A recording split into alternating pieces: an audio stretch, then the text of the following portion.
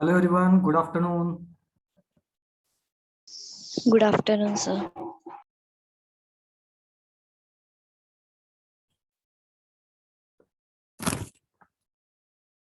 चलो अभी काम को लग जाते हैं।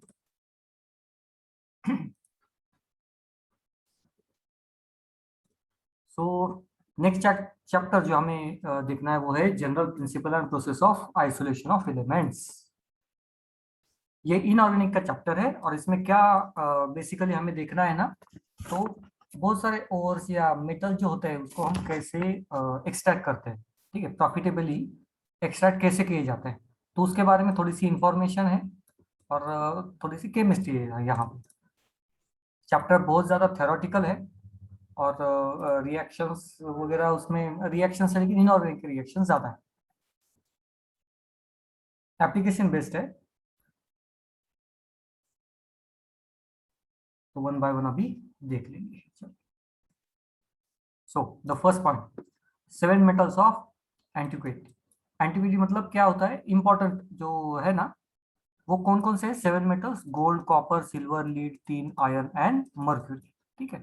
तो ये सेवन इंपॉर्टेंट मेटल्स है फिलहाल के लिए। Now next point is minerals. Minerals किसे कहते हैं और ओर्स किसे कहते हैं? तो minerals which are naturally occurring chemical substances in the earth's crust and are obtained through mining। तो माइनिंग के बाद हमें मिलता है मिनरल्स, ठीक है। नेचुरली ऑकरिंग केमिकल सब्सटेंसेस होते हैं, तो ये हो गया हमारे मिनरल्स, ठीक है, जो नेचर से मिलते हैं in the form of rock. Only few minerals are variable, मतलब क्या कहेंगे, एप्लीकेबल ऐसे आप कह सकते हो, ठीक है, जो क्राइटेरिया फुलफिल करेंगे। Only few minerals are variable to be used as a source of that metals, such minerals are known as ores. तो ये हमारे मिनरल्स थे। अब मिनरल्स में से कुछ ऐसे मिनरल्स है जिनको हम ओर कहते हैं, ठीक है। ये पूरे जो है, ये पूरे मिनरल्स है, उसमें से कुछ मिनरल्स को हम ओर कहते हैं। क्यों? क्योंकि अगर इन मिनरल्स को हम प्यूरिफाई करेंगे तो हमें अच्छे खासे अमाउंट में मेटल्स मिलेंगे, ठीक है। तो ये तो बहुत बेसिक डिफरेंस है सबसे पहले मिनरल एंड ओर में। मिनरल ब्रॉडर टर्म है, अ, मतलब सारे ओर्स मिनरल्स होते हैं, लेकिन कोई मिनरल, सारे मिनरल्स ओर्स नहीं होते, ठीक है। कोई भी मिनरल ले लो तो उसमें से आप एज अ ओर आप उसको ट्रीट नहीं कर सकते। फॉर एग्जाम्पल, आयरन को अगर हमें प्यूरिफाई करना है, तो जो बाहर हमें मिट्टी मिलती है, कहीं पे भी मिट्टी में आयरन होता ही है, लेकिन उसका कॉन्सेंट्रेशन कम होता है, तो उसको हम प्यूरिफाई करके आयरन नहीं निकाल सकते, ठीक। तो मिनरल का एक पार्ट है ओर, okay.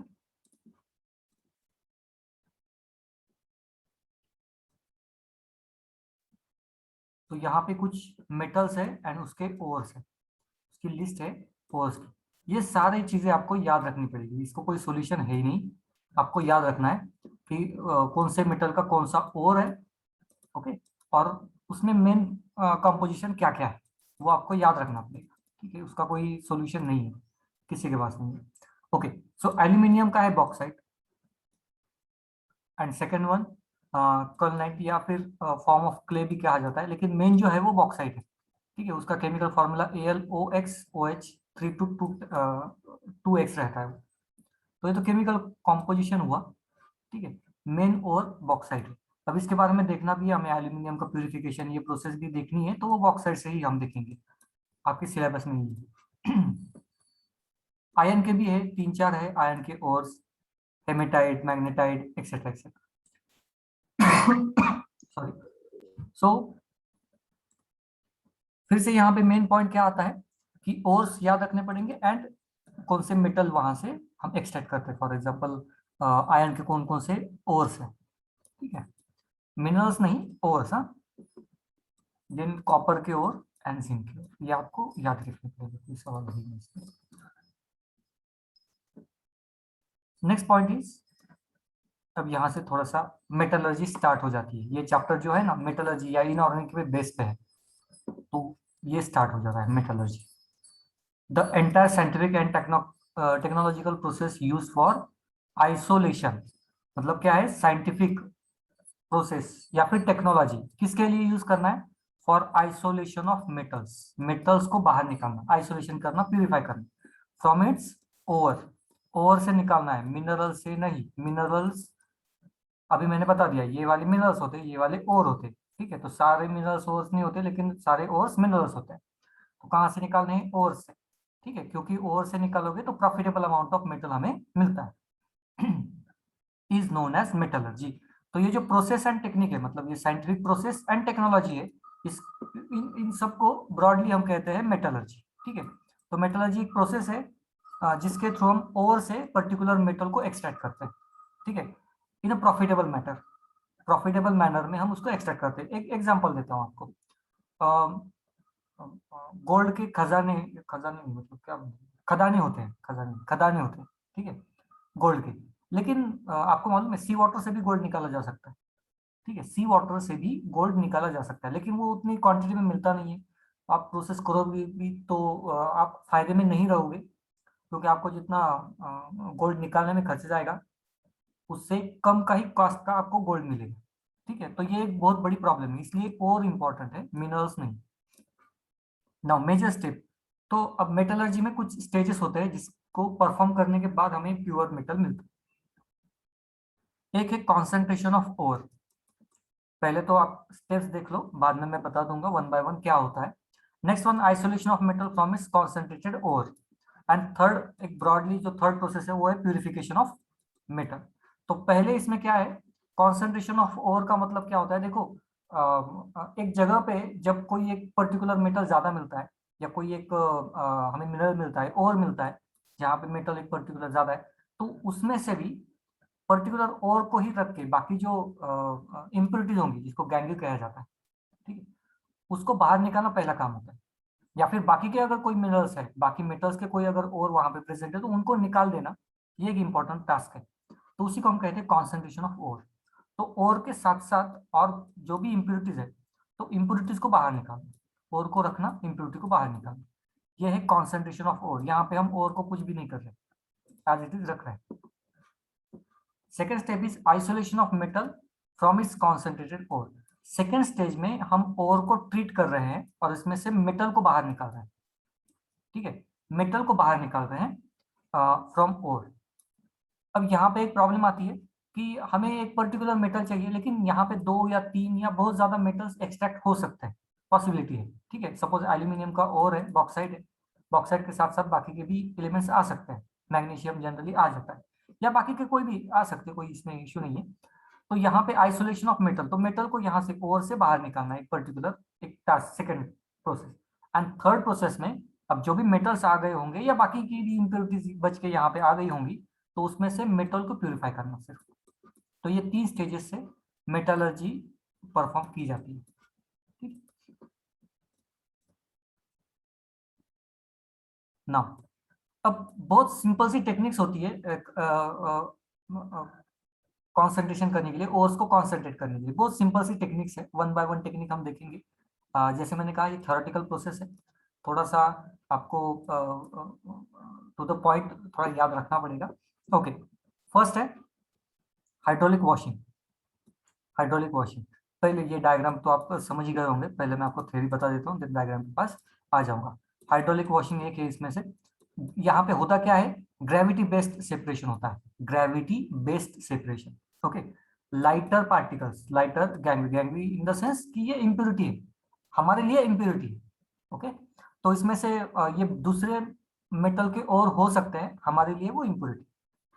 So lighter gangue particles are washed away and the heavier one are left behind, ठीक है। कभी कभी छोटे छोटे इसी ओर के भी पार्टिकल्स निकल जाते हैं। तो बेसिकली हम यहाँ पे क्या कर रहे हैं, देखो, ये क्रस्ट ओर यहाँ पे डाल देंगे, यहाँ पे वाटर का फ्लो है। अब ऑब्वियसली आप यहाँ पे देख सकते हो वाटर का फ्लो यहाँ पे जाएगा, यहाँ पे पूरा कवर होने के बाद यहाँ से यहाँ पे आएगा, पूरा ये पूरा फिल होने के बाद यहाँ से यहाँ, फिल होने के बाद यहाँ से यहाँ, फिल होने के बाद ऐसे जम करते जाएगा। नाउ इस वाटर के साथ कौन से पार्टिकल जंप करेंगे, जो जो लाइटर पार्टिकल होंगे वो जंप करेंगे और आगे के स्टेप में जाएंगे। यहाँ पे जो लाइटर पार्टिकल होंगे वो जंप करेंगे, जो लाइटर पार्टिकल होंगे वो जंप करेंगे, और हेवियर पार्टिकल्स यहाँ पे कलेक्ट किए जाएंगे, ठीक है। और ये जो हेवियर पार्टिकल्स होते हैं वही होते हैं ओर्स, हमारे ओर्स। तो इसी को कहा गया है कॉन्सेंट्रेशन ऑफ ओर। हमने ओर को अभी तक कोई ट्रीटमेंट नहीं की, उस पर कोई केमिकल रिएक्शन नहीं की, हमने सिर्फ इम्प्योरिटी को बाहर निकालने का ट्राई किया। इम्प्योरिटी कहना गलत है प्रैक्टिकली, गैंगवी पार्टिकल्स को बाहर निकालना पहली स्टेज हमने सीख ली है। कॉन्सेंट्रेशन ऑफ ओर, इसको कहते हैं हाइड्रोलिक वॉशिंग, ये एक मेथड है हमारी कॉन्सेंट्रेशन ऑफ ओर में। किसी को कोई डाउट है तो पूछ लो यहाँ तक, कोई भी अगर डाउट है किसी को, then you are free to ask. Step by step जाऊंगा, बहुत सारे प्रोसेसेस है, थ्योरेटिकल है, रॉकेट साइंस नहीं, सिंपल।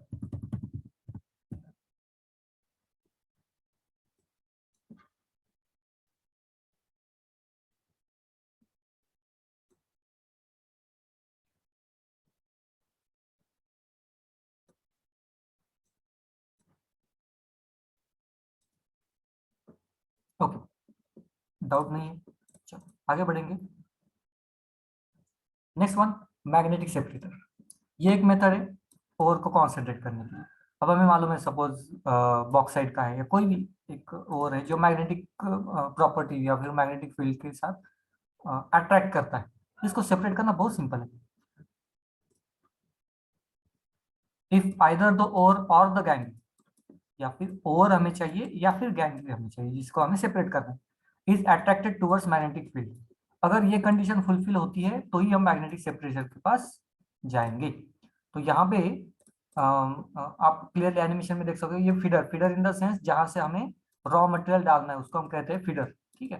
तो फीडर के बाद ये बेल्ट है जहां से पार्टिकल्स आगे जाएंगे, ये पूरा मैग्नेटिक रोटेटर है, मैग्नेटिक फील्ड यहाँ पे मतलब ये इस पार्टिकल्स को अट्रैक्ट करेंगे। जो पार्टिकल्स अट्रैक्ट होंगे वो यहाँ पे जाके कलेक्ट हो जाएंगे, और जो पार्टिकल्स अट्रैक्ट नहीं होंगे वो यहाँ पे नॉन मैग्नेटिक पार्टिकल्स कलेक्ट होंगे। तो क्लियर कट सेपरेशन है यहाँ पे, क्लियर कट सेपरेशन है यहाँ पे, ठीक है, on the basis of magnetic field. Simple सी टेक्निक है, ठीक है। कोई डाउट होगा तो पूछ लो।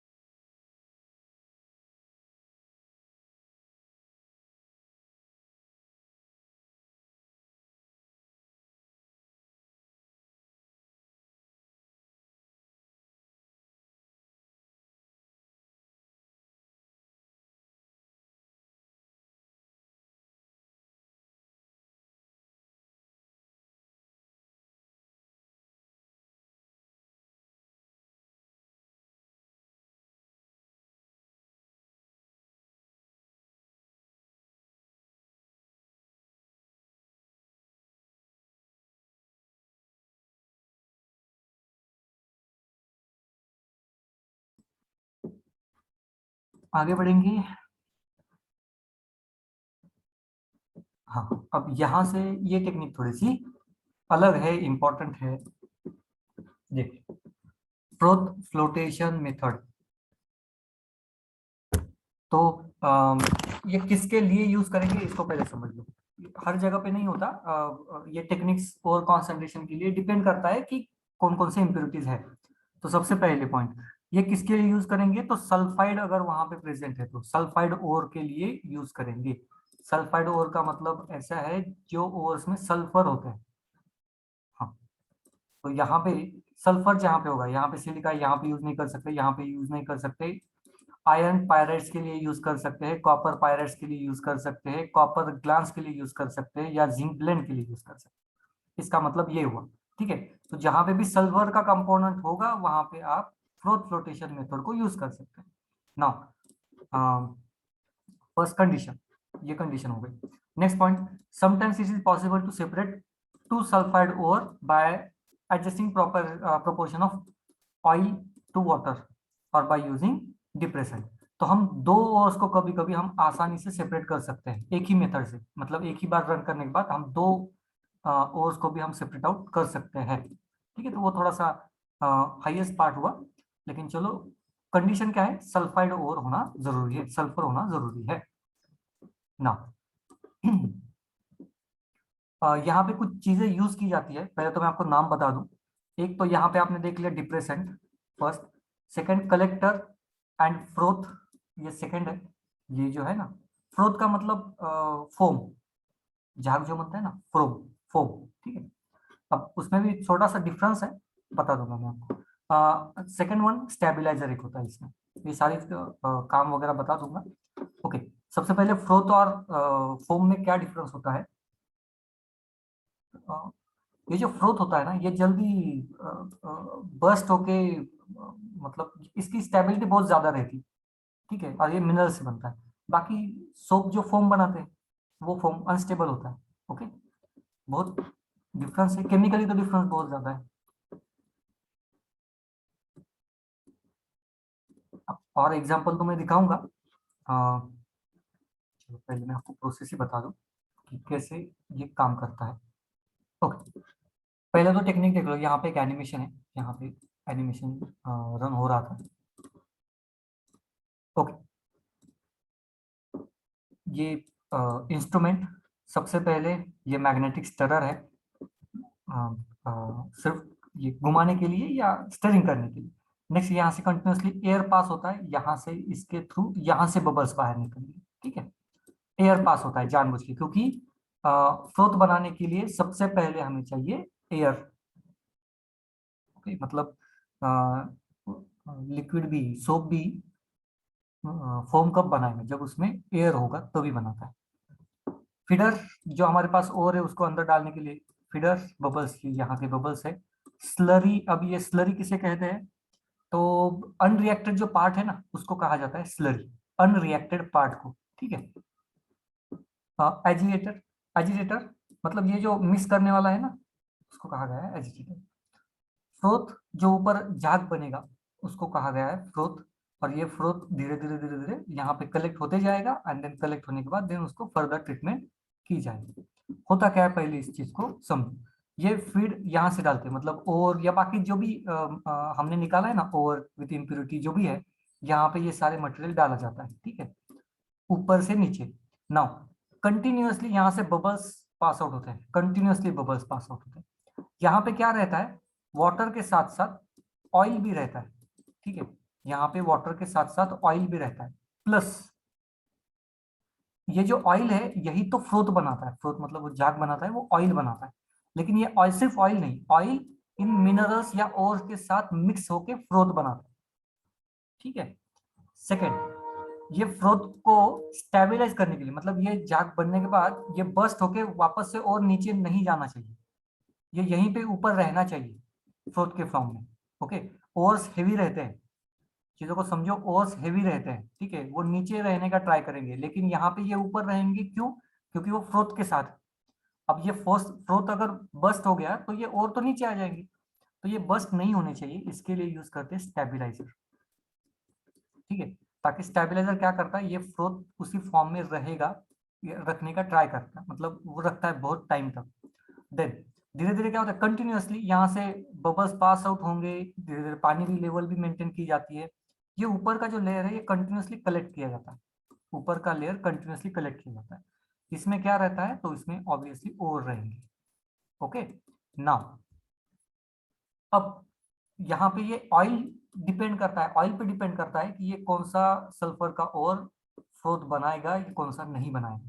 ओके, इसलिए कहा गया था कि अगर हम अलग अलग ऑयल ऑयल के प्रोपोर्शन को अगर हम यूज करें, तो कुछ प्रोपोर्शन फ्रोथ में जा सकता है, या कुछ और फ्रोथ में जाएगा, कुछ और फ्रोथ में नहीं जाएगा, ठीक है। तो ऑयल पे डिपेंड करता है फ्रोथ बनना है या नहीं बनना है, तो ये एक इंपॉर्टेंट चीज।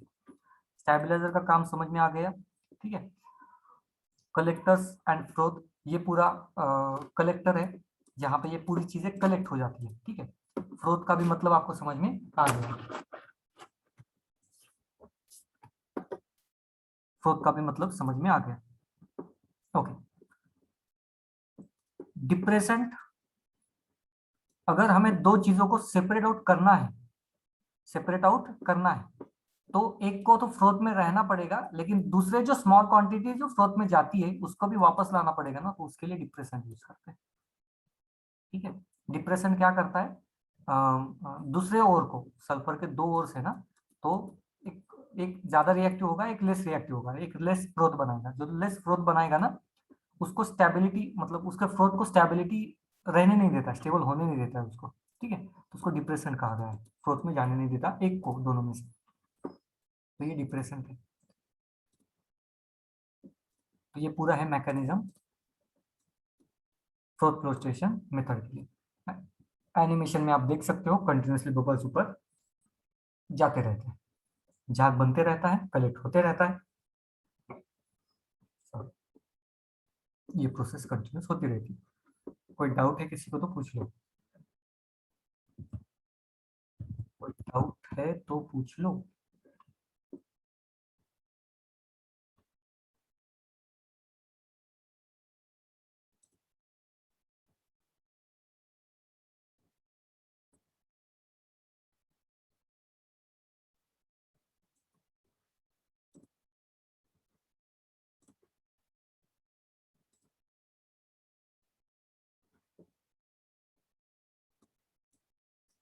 चलो नहीं, ठीक है, आगे बढ़ेंगे।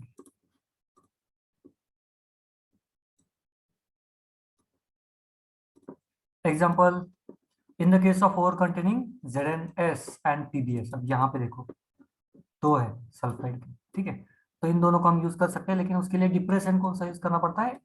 NaCN डिप्रेशन यूज करना पड़ता है। It selectively prevents ZnS from coming into the froth. ये NaCN क्या करता है? ZnS को फ्रोथ में आने नहीं देता, ठीक है, मतलब प्रिवेंट करता है, उसको आने नहीं देता, फ्रोथ फॉर्मेशन होने नहीं देता। वेयर एज PbS को अलाउड करता है, ठीक है। तो ये यहाँ पे डिप्रेशन हो गया। Example in the case of ore containing ZnS and PbS, तो ये कॉमन है, मतलब ये रिपीट हो गया।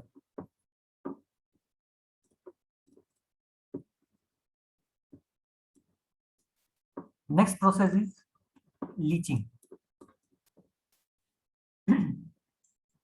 अब सबसे पहले मैं वन बाय वन प्रोसेस ले रहा हूँ, तो प्रोसेस में कंडीशन भी बता रहा हूँ, ठीक है, कंडीशन भी बता रहा हूँ कि कहाँ पे यूज करना है, कहाँ पे यूज नहीं करना है। किसी भी मेथड को कहीं पे भी आप यूज नहीं कर सकते, ओके। किसी भी मेथड को आप कहीं पे भी यूज नहीं कर सकते, आपको मतलब एक कंडीशन डिपेंड रहता है, उसी पे आपको यूज करना पड़ेगा, ओके। तो ये एक इंपॉर्टेंट चीज है यहाँ पे, आप उसको रैंडमली यूज नहीं कर सकते, इसको पहले समझ लो, ओके।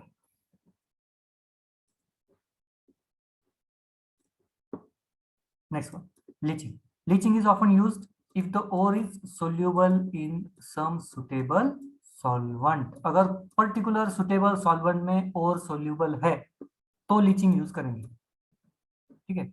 पर्टिकुलर सॉल्वेंट में अगर वो सोल्यूबल है तो यूज करेंगे। For example leaching of alumina from bauxite. तो हमें मालूम है एल्यूमिनियम का ओर है, तो बॉक्साइट से एल्यूमिनियम को निकालने के लिए, या यहाँ पे हम लीचिंग यूज कर सकते हैं, क्योंकि ये और एक पर्टिकुलर सॉल्यूशन में सोल्यूबल है।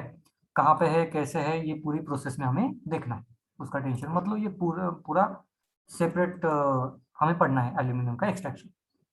नेक्स्ट पॉइंट इज, ये बॉक्साइट में क्या है? It contains SiO2, iron oxide, titanium oxide as impurities. तो ये सारी इम्प्योरिटीज यहाँ पे प्रेजेंट रहती है, शायद यहीं पे, यस यहीं पे। तो यहीं पे हम एल्यूमिनियम का एक्सट्रैक्शन भी देखते हैं, ठीक है, ओके। तीन स्टेज में ये प्रोसेस परफॉर्म होती है, अगर ये दो एनएफटी, तो वन बाय वन देख लेंगे। First one, concentration. कॉन्सेंट्रेशन का अब आपको मीनिंग मालूम है, Al2O3, यहाँ पे एक एल्यूमिनियम का ये फॉर्म जनरली प्रेजेंट रहता है। क्या करते हैं, वाटर में डाल देते हैं इस चीज को, ओर को, लेकिन कौन सा? बेसिक कंडीशन में, ठीक है। तो बेसिक कंडीशन में एक कंपोनेंट बनता है, ऑब्वियसली कॉम्प्लेक्स कंपाउंड बनता है जो कि सोल्यूबल है, राइट।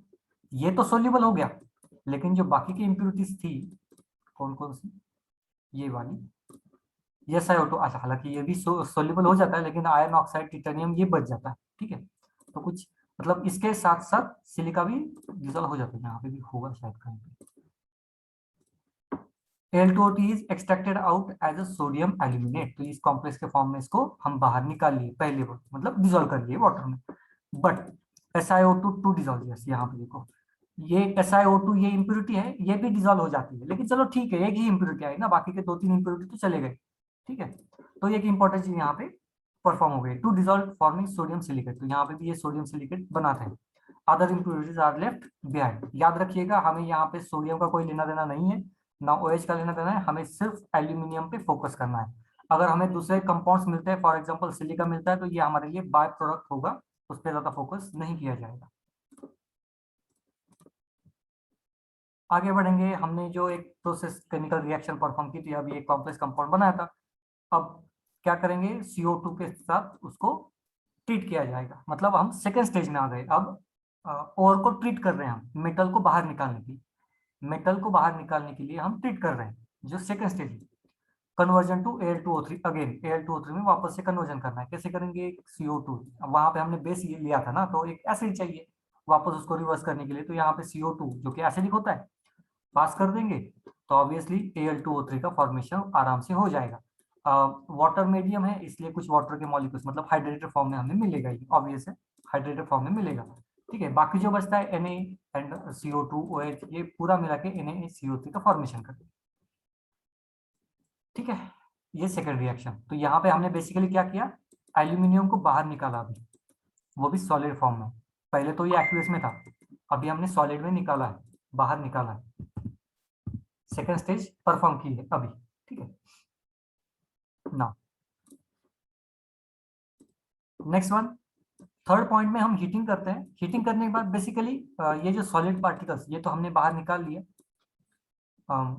सिलिका वाटर में ही रहेगा, सिलिका तो यहाँ पे ट्रीट होगा नहीं। ठीक है, तो सिलिका तो चला गया, एल्यूमिनियम सिर्फ हमें मिला, इसको हम बाद में क्या करेंगे, हीटिंग करेंगे। सिर्फ हायर टेम्परेचर में करना पड़ता है, क्योंकि वाटर मॉलिक्यूल्स को इवापोरेट करने में थोड़ा सा, मतलब ये बॉन्ड थोड़ा स्ट्रांग है, हाइड्रेशन ही है, लेकिन थोड़ा सा हायर टेम्परेचर लगता है।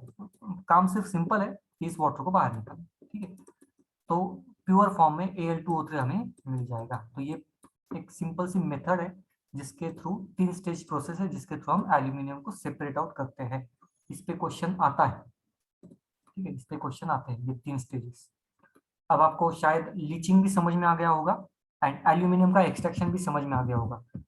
मैंने विद एग्जांपल लिया, मतलब दोनों भी चीजें मैंने एक ही इसमें कवर कर ली। आपको ये अलग अलग है, तो कोई मुझे आई डोंट थिंक इसमें कोई फर्क पड़ेगा ज्यादा। कोई डाउट वगैरह है तो पूछिए।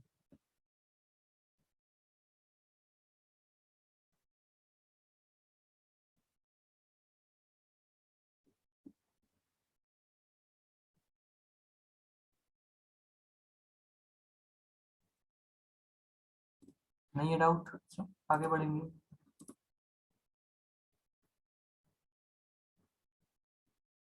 ना।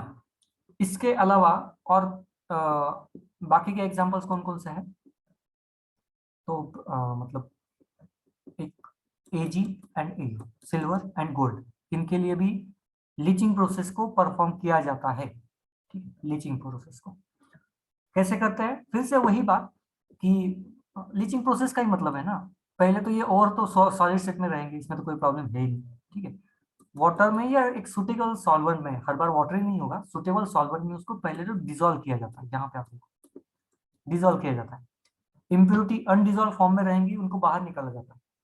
ओके, एंड देन बाहर निकालने के बाद अब हमें एक्वियस में तो मिल गया ये मेटल प्योर फॉर्म में, देन सेकेंड स्टेज में उसको किसी दूसरे मेटल के साथ या दूसरे केमिकल के साथ कंबाइन किया जाएगा, और हमारा प्योर मेटल अगेन हम सॉलिड स्टेट में लेके आएंगे। ठीक है, ये सेम प्रोसेस है, सेम मैकेनिज्म है, सेम टेक्निक्स है, सिर्फ सबके लिए हम यूज नहीं कर सकते, पर्टिकुलर एलिमेंट्स के लिए यूज कर सकते हैं। एल्यूमिनियम के लिए तो मैंने 3 स्टेप बता दी, सिल्वर एंड गोल्ड के लिए 2 ही स्टेप है, 2 ही स्टेप, क्योंकि यहाँ पे सिलिका बाकी प्रॉब्लम है ही नहीं यहाँ पे। ठीक है, यहाँ पे होता क्या है वो भी देख लो पहले। तो ये सपोज गोल्ड या सिल्वर है, तो यहाँ पे साइनाइड हमें मालूम है कि बहुत अच्छा लिगैंड है, स्ट्रॉन्ग लिगैंड है, तो ये यहाँ पे कॉम्प्लेक्स फॉर्मेशन बनाता है। तो यहाँ पे आप देख लो कॉम्प्लेक्स फॉर्मेशन यहाँ पे बना दिया इसने। ओके, सिंपल सा पॉइंट, कॉम्प्लेक्स फॉर्मेशन बना दिया प्लस Ag, बाकी अब ये कॉम्प्लेक्स बना, डिजोल्व फॉर्म में है, बाकी इंप्योरिटी अनडिजोल्व फॉर्म में रहेंगी, बाहर निकल जाएगी। एक्वियस हमने कंपाउंड ले लिया, देन अब यहाँ पे सिल्वर हो या गोल्ड हो, दोनों की कॉस्ट तो जिंक से तो कॉस्ट मतलब ज्यादा ही है। ओके, तो इकोनॉमिकली तो इम्पोर्टेंट है, राइट। तो यहाँ पे जिंक को यूज किया जाता है, जिंक इसको रिप्लेस करेगा और एयू को बाहर निकालेगा, ठीक है।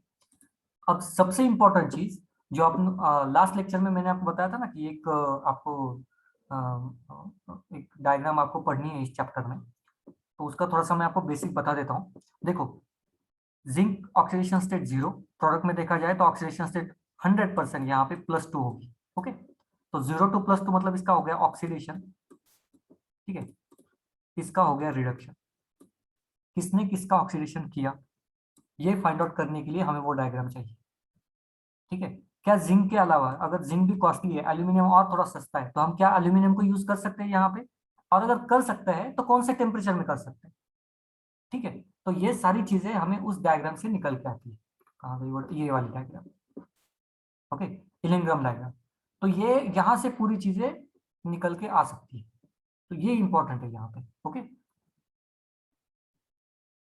चलो, पहले तो point, back to our point.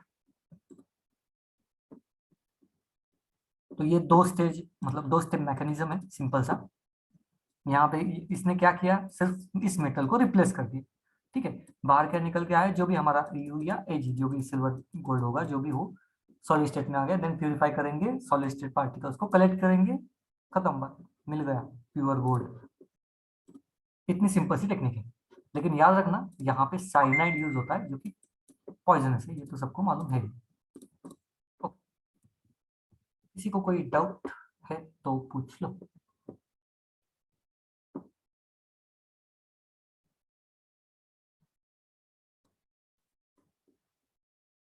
नहीं है, लीचिंग प्रोसेस समझ में आ गई होगी, विथ एग्जांपल बता दिया, 2-3 एग्जांपल्स है, वो भी बता दिए मैंने। नाम सिर्फ अलग अलग है, तो थोड़ा सा याद रखना पड़ता है कि एक्चुअली इसका मीनिंग क्या है, okay. Next point, extraction of crude metals from the concentrated ore. देखो, हमने क्या देखा, सबसे पहले कॉन्सेंट्रेशन ऑफ ओर देखा, ठीक है। उसके बाद कुछ पर्टिकुलर प्रोसेसेस देखे जिसके थ्रू हम कॉन्सेंट्रेशन कर सकते हैं। उसमें एक बीच में टर्म एनसीईआरटी ने डाली है कि लीचिंग प्रोसेस। तो लीचिंग प्रोसेस को एक्सप्लेन करने के लिए मैंने 2-3 एग्जांपल भी आपको दे दी, ठीक है। केमिकल रिएक्शंस, ये सारी चीजें मैंने आपको बता दी। Now second stage, extraction of crude metal from concentrated ore. हमने ओर को तो कॉन्सेंट्रेट कर लिया, अब मेटल को निकालना है। तो वन बाय वन देख लेंगे कहाँ से कैसे निकालना है उसको, और कौन कौन से मेथड्स यूज करने हैं। तो जनरली 2 स्टेप प्रोसेस होता है, जनरली 2 स्टेप प्रोसेस होता है। First step, conversion to oxide, and second one, reduction of oxide to metal. तो पहले तो आप उसको ऑक्साइड में कन्वर्ट करो, देन ऑक्साइड से वापस से मेटल में कन्वर्ट करो। ये कंडीशन इसके लिए, या ये प्रोसेस जनरली इसलिए यूज की जाती है, मैक्सिमम और ऑलरेडी ऑक्साइड स्टेट में ही रहते हैं, ओके। अब वो कुछ दूसरे फॉर्म में रह सकते हैं, मतलब प्योर ऑक्साइड में नहीं है। यहाँ पे आप देख सकते हो, यहाँ पे ऑक्सीजन है, यहाँ पे ऑक्सीजन है, ठीक है। तो मैक्सिमम एलिमेंट तो ऑक्सीजन वहां पे रहता ही है, हमें सिर्फ उसको और कॉन्सेंट्रेटेड टर्म में कन्वर्ट करना है, बाकी कुछ नहीं, ओके। वन बाय वन बता देता हूँ अभी क्या है कैसे है, आपको पता चल जाएगा।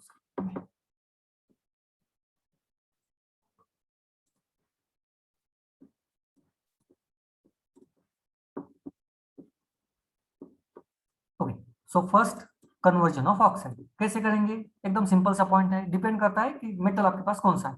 मोस्ट ऑफ द केसेस में हीटिंग के थ्रू ये हो जाता है, क्योंकि मैंने अभी कहा ना कि ऑक्सीजन ऑलरेडी वहां पे प्रेजेंट रहता ही है, तो हीटिंग के थ्रू जनरली हो जाता है। तो यहाँ पे पहले देखो, पहला है कैल्सिनेशन। इस प्रोसेस को नाम दिया गया है calcination process, heating to remove volatile material. इसका और कैल्शियम का कोई लेना देना नहीं है। यहाँ पे देखो, कोई कैल्शियम है क्या, नहीं। यहाँ पे कुछ कैल्शियम है क्या, नहीं। तो कैल्सिनेशन ये अलग नाम है, कैल्शियम का इसका कोई लेना देना नहीं है, ठीक है। होता क्या है, हम हीटिंग करेंगे और वोलेटाइल मटेरियल को बाहर निकाल देंगे। यहाँ पे आप देख सकते हो Fe2O3 हीट करोगे, वाटर वोलेटाइल है, बाहर निकल जाएगा। ZnCO3 हीटिंग करोगे, Zn और जिंक ऑक्साइड बनेगा, CO2 वोलेटाइल कंपाउंड बाहर निकल जाएगा। CaCO3 फिर से CO2 बाहर निकल जाएगा, MgCO3 फिर से CO2 बाहर निकल जाएगा, and respective calcium oxide and magnesium oxide बनेंगे। तो आई डोंट थिंक कि यहाँ तक किसी को कोई डाउट या बहुत मुश्किल होगी, सिंपल सी है। हीटिंग करो और वोलेटाइल कंपोनेंट्स या गैसेस को बाहर निकालो। ओके, इसको एक नाम दिया गया है कैल्सिनेशन। Second one, roasting. अब यहाँ पे क्या करते हैं हम, अगर मतलब हर बार तो यहाँ पे ऑक्सीजन होगा नहीं ना, ठीक है, यहाँ पे तो ऑक्सीजन था तो हमने आराम से, और वोलेटाइल मटेरियल थे तो आराम से हमने हीटिंग कर दी और वोलेटाइल मटेरियल चले गए, चलो ठीक है कोई प्रॉब्लम नहीं। लेकिन अब यहाँ पे अगर ऑक्सीजन है ही नहीं, सल्फर है, बाकी कंपाउंड है, तो कैसे करेंगे? उसको हीट करोगे तो सल्फर बाहर जाके भी क्या करेगा, सॉलिड स्टेट में ही रहेगा, कैसे सेपरेट करोगे? वोलेटाइल थोड़ी ना है वो, वोलेटाइल नहीं है, ठीक है। तो उसको वोलेटाइल कंपाउंड में कन्वर्ट करना पड़ता है, SO2 वोलेटाइल कंपोनेंट है, तो उसको in presence of air heat करना पड़ता है। ओके, तो ये अब सेकेंड मेथड है। यहाँ पे देखो डिफरेंस क्या है, यहाँ पे हमने कुछ सप्लाई किया था क्या, तो कुछ एयर वगैरह सप्लाई नहीं किया था, सिर्फ हमने हीटिंग की थी, वोलेटाइल मटेरियल बाहर गए, उसको कहा कैल्सिनेशन। अब सेकेंड स्टेज में, मतलब सेकेंड प्रोसेस है, स्टेप नहीं है सॉरी, एक सेकेंड मेथड है कि जहाँ पे हमें ऑक्सीजन को सप्लाई करना पड़ेगा, ठीक है, एयर को सप्लाई करना पड़ेगा, उसको कहा जाता है रोस्टिंग। रोस्टिंग नो, रोस्टिंग में क्या करते हैं, heating in regular supply of air, air के सप्लाई में हम इसको हीट करते हैं। नाउ सिंपल सा पॉइंट, कुछ रिएक्शंस पहले तो देख लो। सपोज ZnS है, ऑक्सीजन के कांटेक्ट में अगर आप रिएक्शन करोगे तो ऑब्वियसली जिंक का ऑक्साइड जो कि स्टेबल रहेगा, ये सब जगह पे कॉमन है, मेटल का ऑक्साइड स्टेबल रहता है, सवाल ही नहीं आता, ठीक है। एंड अगर सल्फर है तो sulphur gas converted to SO2, क्योंकि SO2 गैस वोलेटाइल गैस ही है, वोलेटाइल है, बाहर निकल जाएगा आराम से। लेकिन SO2 बनने के लिए ऑक्सीजन चाहिए, जो ऑक्सीजन हम रोस्टिंग के थ्रू सप्लाई करते हैं, प्रोवाइड करते हैं, ठीक है। तो रोस्टिंग में ये एक इंपॉर्टेंट चीज है। ये तो तीन कॉमन रिएक्शंस है, एक सिर्फ यहाँ पे एक इंपॉर्टेंट चीज है, आयरन एंड अगर सिलिका होगा तो ये FeSiO3 एक अलग सा कंपाउंड बना देता है, आयरन एंड सिलिका, ठीक है। तो ये एक यहाँ पे सिर्फ अलग सी रिएक्शन है, अदरवाइज सारी रिएक्शन बहुत सिंपल फॉर्म में है। बेसिकली क्या है ना, अगर ये दो इम्प्योरिटी होंगी तो ये सिलिका बाहर जाता नहीं है, सिलिका कौन सा गैस बनाएगा, बना ही नहीं सकता ना, ठीक है, तो वहां पे ही रहेगा, यहाँ पे एक अलग सा कंपाउंड बनता है। अदरवाइज ये तीन रिएक्शन बहुत सिंपल है ना। टेक्निक के पास जाएंगे तो यहाँ पे भी बहुत ज्यादा टेक्निक तो है नहीं। ओके, वन बाय वन देख लो, मतलब बेसिकली क्या करना पड़ता है और क्या टेक्निक है। तो यहाँ पे क्या है ना, एयर एंड ऑयल यहाँ से डाला जाएगा, मतलब कंटिन्यूसली एयर चाहिए ना उसके लिए। नेक्स्ट, मैग्नेसाइट, मैग्नीशियम, जो भी है, जो भी कंपोनेंट आपको यहाँ पे डालना है, यहाँ पे डाल देंगे, हीटिंग करेंगे। हीटिंग बेसिकली हमें करना ही सिर्फ हीटिंग है, in presence of air only, बाकी कुछ है ही नहीं। ओके, अब देखो यहाँ से कुछ गैसेस वगैरह बाहर जाएंगे तो यहाँ से। ओके, तो ये सिंपल सा पॉइंट है रोस्टिंग। कोई डाउट अगर है तो पूछ लो।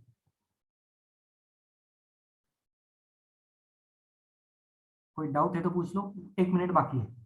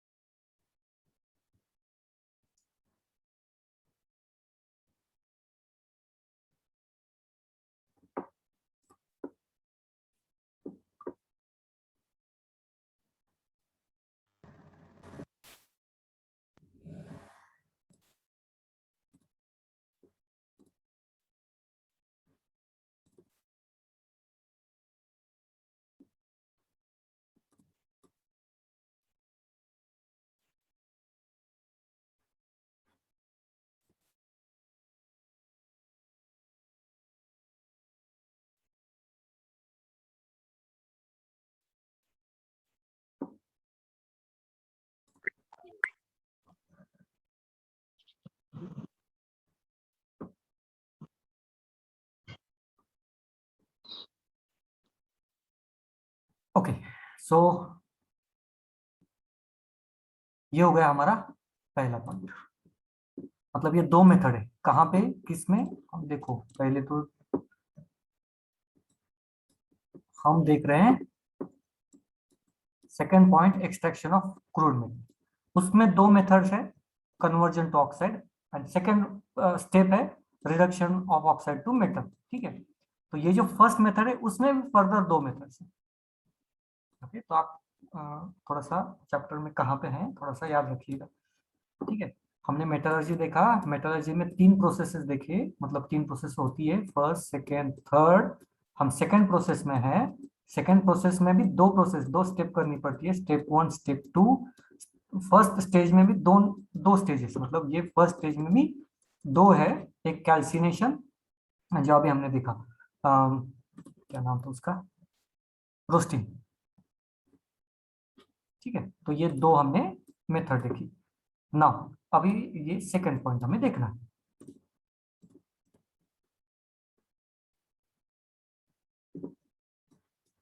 Next one is reduction of oxide to metal. जो सेकंड स्टेज है, मेटल में रिडक्शन कैसे करना है, एकदम सिंपल सा टेक्निक है। क्या करते हैं, कार्बन, प्योर कार्बन के प्रेजेंस में इस कंपोनेंट को हीट किया जाता है, और एकदम सिंपल सा पॉइंट है, CO2 बनता है। अब ये डिपेंड करता है ऑक्सीजन पे कि ये CO बनेगा कि CO2 बनेगा, लेकिन कार्बन मोनोऑक्साइड या कार्बन डाइऑक्साइड रिस्पेक्टिव डिपेंड करता है ऑक्सीजन पे, तो ये बनता है। ठीक है, एकदम सिंपल सी टेक्निक है, तो ये बहुत मुश्किल बात है ही नहीं, ये एक ही रिएक्शन है यहाँ पे, कार्बन को ले लो और उसको हीट करो बस। ये second method. Okay, reduction of oxide to metal. तो यहाँ तक तो कोई मुश्किल होगी नहीं, एकदम सिंपल सा पॉइंट है यहाँ तक। ओके, नेक्स्ट वन इज इलिंग्रम डायग्राम। इलिंग्रम डायग्राम इंपॉर्टेंट है।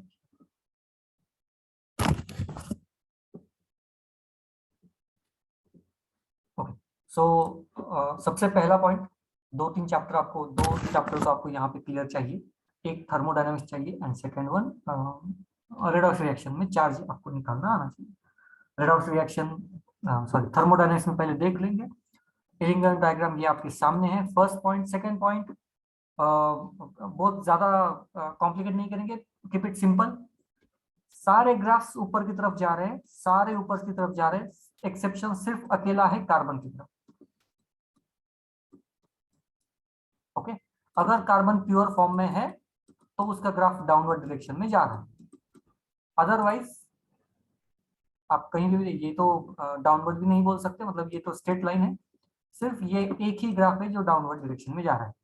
पहली चीज याद रखनी है, बहुत ज्यादा इंफॉर्मेशन आपको समझ में आ गई, मैं अभी जो दे रहा हूँ ना वो हिंट दे रहा हूँ सारे, यहाँ कैसे चीजों को याद रखना है और कैसे नहीं। Okay, next one, delta G का फॉर्मूला सबको मालूम है, delta G equal to delta H minus T delta S. Delta G से मतलब गिव्स फ्री एनर्जी।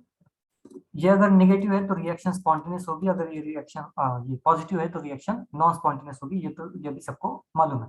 हमें चाहिए reaction negative, delta G negative, reaction spontaneous. Okay, delta G हमें बताता है कि रिएक्शन होगी कि नहीं होगी, डेल्टा जी से हमें यह पता चलता है रिएक्शन होगी कि नहीं होगी।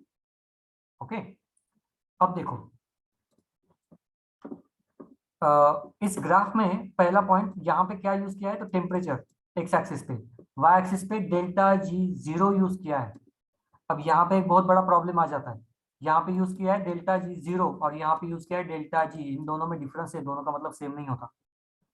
ओके, तो ये एक ड्रॉबैक में आएगा, अभी नहीं। ठीक है, तो इलिंगम डायग्राम के ड्रॉबैक में आएगा वो, लेकिन ये पॉइंट यहाँ पे अभी ऑब्जर्व कर लो, यहाँ पे डेल्टा जी है, यहाँ पे जी। नाउ नेक्स्ट वन, देखो डेल्टा जी रहे या डेल्टा जी जीरो रहे, हमें क्या चाहिए, निगेटिव में चाहिए। अगर निगेटिव है तो ऑब्वियसली रिएक्शन परफॉर्म होगी, अगर निगेटिव नहीं है तो रिएक्शन परफॉर्म नहीं होगी, सिंपल समझ। नाउ अब पॉइंट यह है कि सपोज मैं रिएक्शन परफॉर्म कर रहा हूँ, और मैं रिएक्शन परफॉर्म कर रहा हूँ एल्यूमिनियम एंड मैग्नीशियम के बीच में। ठीक है, एल्यूमिनियम एंड मैग्नीशियम के बीच में। अब पहला पॉइंट, पहले रिएक्शन देखो और मुझे बताओ, ये मैग्नीशियम की रिएक्शन, ये रिएक्शन मैग्नीशियम का यहाँ पे क्या हुआ है, ऑक्सीडेशन हुआ है कि रिडक्शन हुआ है?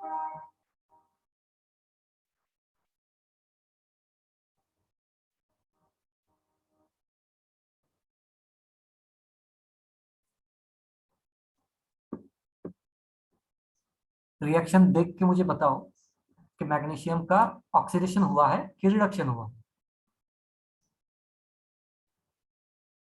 देखो अभी मैं डायरेक्टली आपको ना, ऑक्सीडेशन। आवाज बहुत कम आ गई, छोटी आ गई।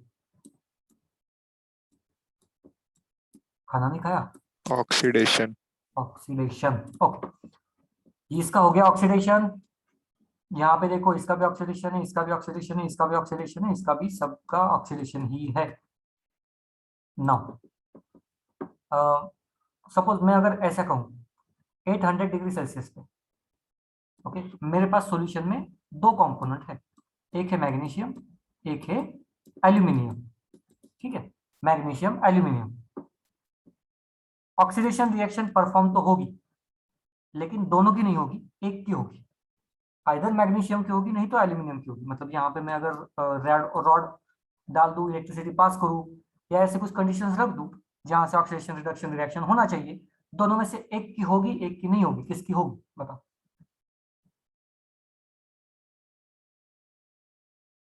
ऑक्सीडेशन किसका होगा, मैग्नीशियम का कि एल्यूमिनियम का?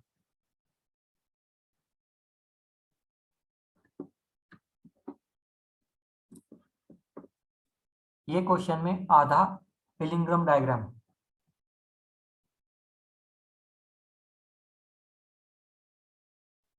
एनी आइडिया, एनी गेस किसका ऑक्सीडेशन होगा?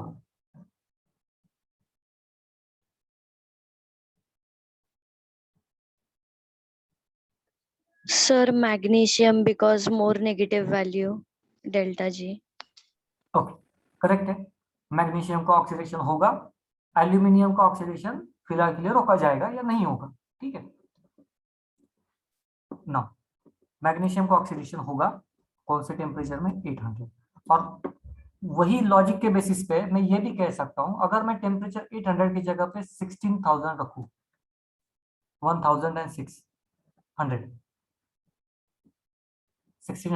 रखूं, तो यहाँ पे ये तो सीक्वेंस उल्टा हो जाएगा फिर, क्योंकि यहाँ पे आप देख लो, यहाँ पे एक पर्टिकुलर पॉइंट के बाद ये वैल्यू तो चेंज हो गई। मतलब यहाँ पे इस टेम्परेचर में मैग्नीशियम ऑक्सीडाइज नहीं होगा, एल्यूमिनियम ऑक्सीडाइज होगा। यहाँ पे हो रहा था मैग्नीशियम। एम आई राइट?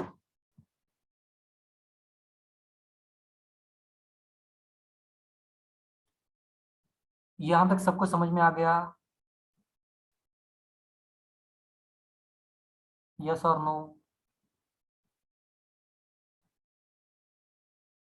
इंडिविजुअली बताओ, Yes, sir. बाकी लोगों को भी बताओ, बाकी लोग भी बताओ। Yes sir. कृष्णा, लोकेश,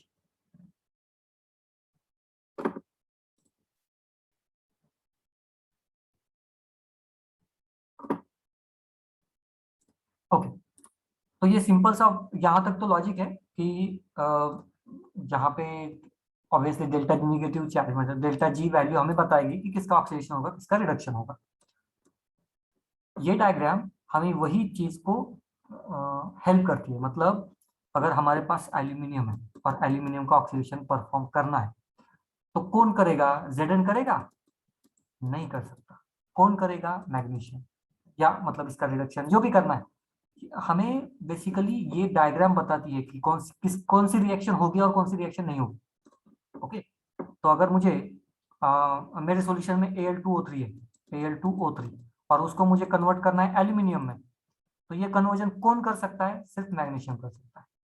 ये नहीं कर सकता, Zn नहीं कर सकता, आयरन नहीं कर सकता। ठीक है, ये रिएक्शंस, ये प्रेडिक्शंस हम इलिंग्रम डायग्राम से निकाल सकते हैं, और इसी पे क्वेश्चंस भी आते हैं। ओके, तो ये इलिंग्रम डायग्राम है। दो तीन पॉइंट आपको ऑब्जर्व करने के लिए कहा है, उतना याद रखो। सारे वैल्यूज ऊपर की तरफ मूव हो रहे हैं एक्सेप्ट दिस वन।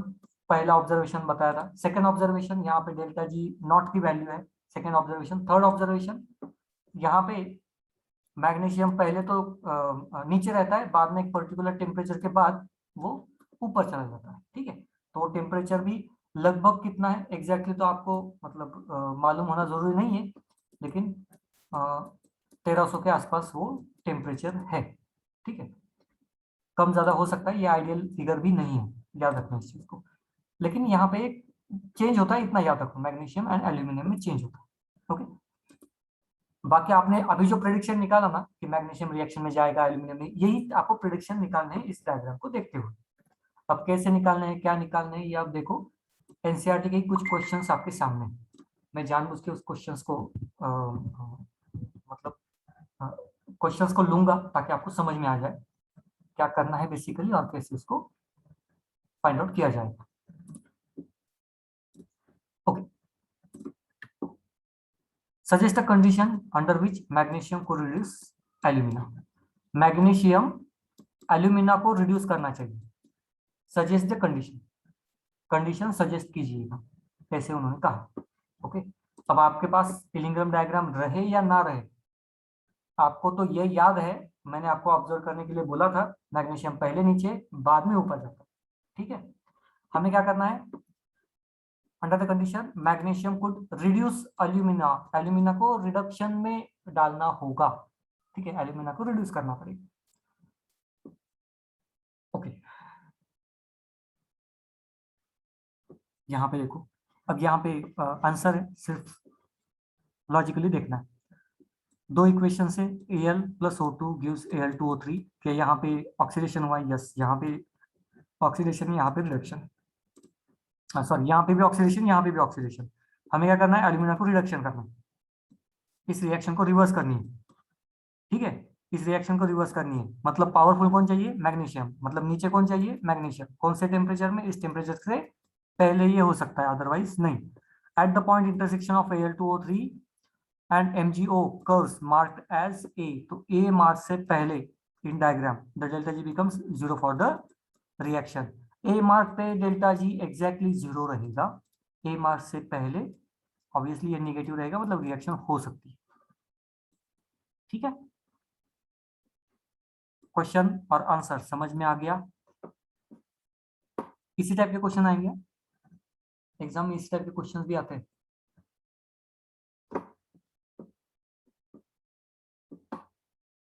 चलो आगे बढ़ेंगे। Although thermodynamically feasible in practice, मतलब थर्मोडायनेमिकली पॉसिबल है, लेकिन in practice metal magnesium metal is not used for the reduction of alumina in metallurgy of aluminium. तो एल्यूमिनियम में मैग्नीशियम को कभी यूज नहीं किया जाता, उसका रीजन क्या है, तो टेम्परेचर उसका रीजन, क्योंकि यहाँ पे ये पूरा गड़बड़ा जाता है ना इसके बाद। Temperature below the point intersect of Al2O3 curve magnesium can reduce alumina but the process will be uneconomical. तो इकोनॉमिकल होती नहीं है इस रेंज में, इसलिए इसको यूज जनरली नहीं करते। Next one, why the reduction of metal oxide easier, metal oxide का रिडक्शन इजियर होगा if the metal form is in liquid state and the temperature at the temperature of reduction. अगर liquid state में है तो ये reaction होना बहुत easy क्यों होता है, हमें मालूम है डेल्टा एस की वैल्यू लिक्विड स्टेट में हाइयर रहेगी। Okay, and delta G is equal to delta H minus T delta S. हमें ये वैल्यू बिगर चाहिए, मतलब रैंडमनेस ज्यादा चाहिए, लिक्विड में रैंडमनेस ज्यादा है। ओके, अब चाहे तो आपको ये एक्सप्लेनेशन आप पढ़ लो, सेम आंसर आपको मिलेगा।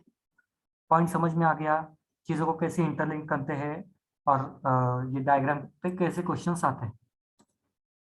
और तो बहुत अलग अलग क्वेश्चंस आते हैं इस पे, और कंपल्सन नहीं है कि आपको डायग्राम दी जाएगी, ये पहले ही बता दो। ठीक है, ये उन पे है, अगर वो दयावान होंगे तो डायग्राम देंगे, नहीं होंगे तो नहीं देंगे, हम क्लेम नहीं कर सकते।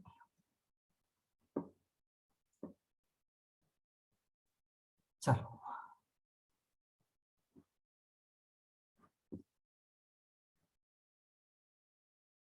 आगे बढ़ेंगे।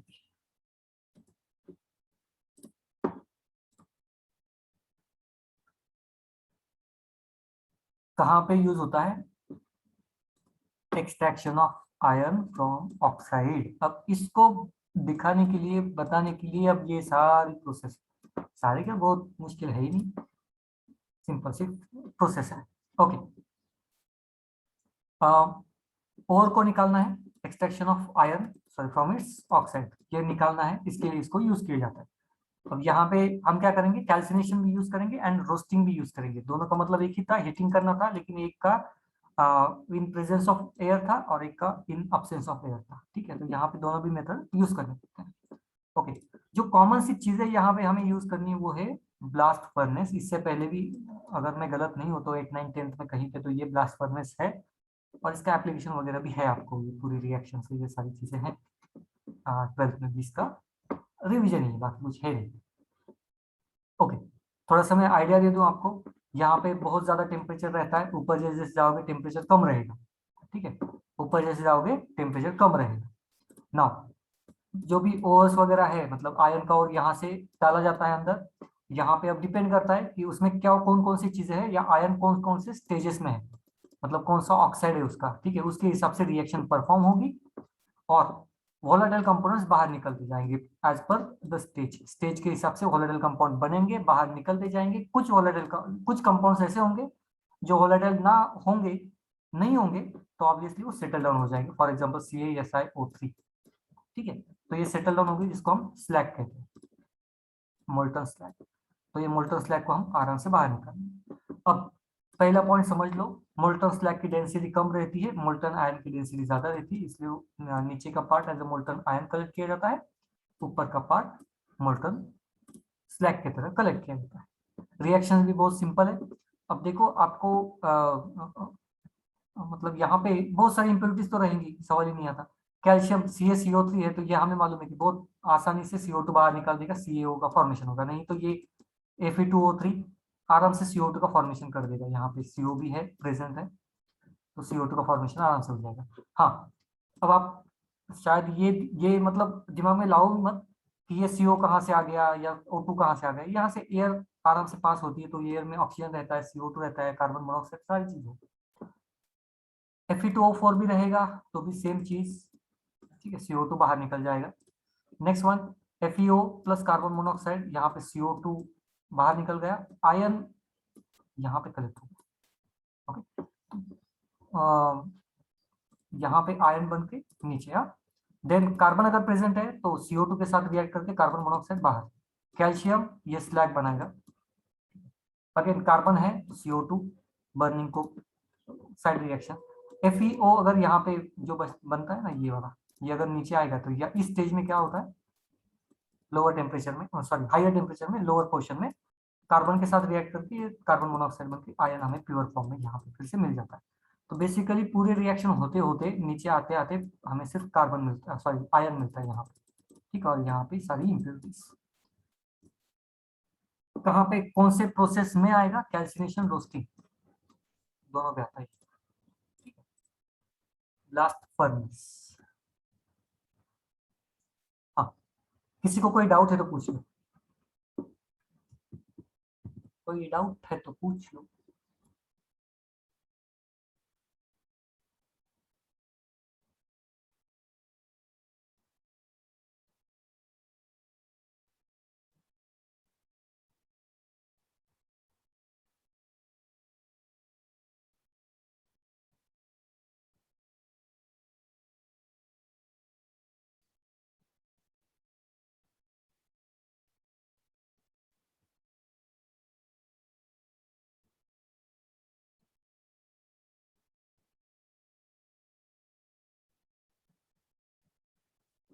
नहीं है, चलो। नहीं सर। ओके, अब ये क्या है, अगेन सेम चीज, इलिंगम डायग्राम। एक मिनट, क्यों चेंज हुआ? हाँ, ये फिर से इलिंगम डायग्राम है, लेकिन यहाँ पे जो हमने मतलब ये डायग्राम में मेन चीज क्या है, तो सिर्फ जो ये फर्नेस था, फर्नेस में जो रिएक्शन होती है वही रिएक्शन को यहाँ पे लिस्ट आउट किया गया। ठीक है, तो इलिंगम डायग्राम का ही पोर्शन है या पार्ट है, आप ऐसे बोल सकते हो। नेक्स्ट ऑब्जर्वेशन हमारा तो सेम था, कार्बन सिर्फ निगेटिव दिखाता है, बाकी सारे टेम्परेचर के साथ पॉजिटिव, मतलब ऊपर की तरफ जाते हैं, ये हमने देखा था। Now the iron obtain from blast furnace contains about 4% carbon, तो फिर भी यहाँ पे हमें 4% कार्बन मिलता है। Many impurities in smaller amount, sulphur, phosphorus etcetera etcetera, और जो भी हमें मिलता है उसको हम कहते हैं पिग आयरन। ठीक है, पिग आयरन मिलता है। नेक्स्ट पॉइंट, कास्ट आयरन, यहाँ पे 3% से भी कम कार्बन रहता है, okay. And rough iron is the purest form, इस पे भी क्वेश्चन आया था, विच ऑफ द फॉलोइंग और is the pure form of iron, तो इस पे भी क्वेश्चन आ गया था, okay. Rough iron pure form of iron होता है, एंड पिग आयरन में 4% कार्बन, ठीक है, 3% कार्बन कास्ट आयरन में, ओके। रिएक्शन ये तो हमने इससे पहले भी देख ली, ऑक्सीजन को बाहर निकालने के लिए इससे पहले भी हमने कार्बन को यूज किया गया था, ठीक है। इससे पहले भी हमने ये प्रोसेस को, इसी सेम रिएक्शन को पहले भी देखा है। बाकी वही जो रिएक्शंस हमने अभी देखी है, वही रिएक्शंस का ये पूरी लिस्ट है विथ डेल्टा जी की वैल्यू के हिसाब से, ओके। तो इसमें से कौन सी रिएक्शन, देखो ये वाली रिएक्शन, ये पहले 3 रिएक्शन बहुत कॉमन है, ठीक है। रिएक्शन होना मुश्किल कौन सा है, ये रिएक्शन होना थोड़ा सा मुश्किल है, FeO का कन्वर्जन आयन में होना, ठीक है। आयनिक कंपाउंड में ब्रेक करना थोड़ा सा मुश्किल रहता है, इसको अगर छोड़ दिया जाए तो बाकी के रिएक्शंस क्वाइट इजी है या बहुत ज्यादा पॉसिबल है, ओके।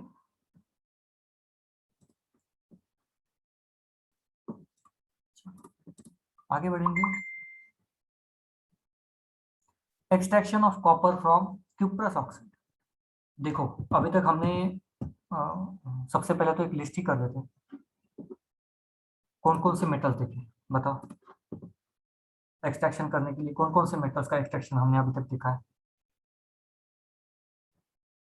बताओ।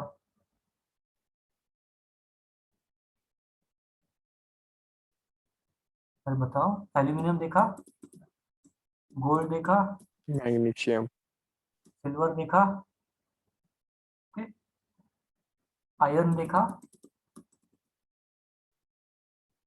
इतने तो हमने अभी देख लिए अभी तक, ओके। ये पूरा अभी तक हमने देख लिया ना। Next one, extraction of copper. Copper के बारे में अभी हम बात करेंगे। सबसे इजी है इसको ये करने के लिए, बाहर निकालने के लिए या प्यूरिफिकेशन में डालने के लिए, बहुत सिंपल सा पॉइंट, ओके। कॉपर के ओर्स, तो ओर्स में तो सल्फर के भी, मतलब सल्फर के साथ भी होता है कॉपर, ऑक्सीजन के साथ भी होता है, ठीक है। अब सल्फर के साथ प्रेजेंट है तो क्या करेंगे, इससे पहले हमने देखा है, वो जो टेक्निक हमने देखी थी वो कॉन्सेंट्रेशन ऑफ ओर के लिए देखी थी, याद है कौन सी टेक्निक, फ्लोटेशन, ओके। तो वहां से प्यूरिफिकेशन वगैरह करेंगे अगर सल्फर है तो। नाउ नेक्स्ट पॉइंट, अगर सल्फर है उसको बाहर निकालने के लिए, अच्छा इस प्रोसेस को मैं क्या कहूंगा, कोई बताएगा मुझे, इस प्रोसेस को क्या कहूँ मैं, कैल्सिनेशन कहूँ कि रोस्टिंग कहूँ,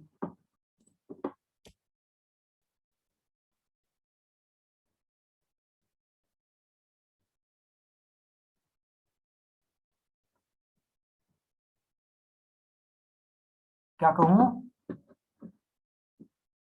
कैल्सिनेशन की रोस्टिंग,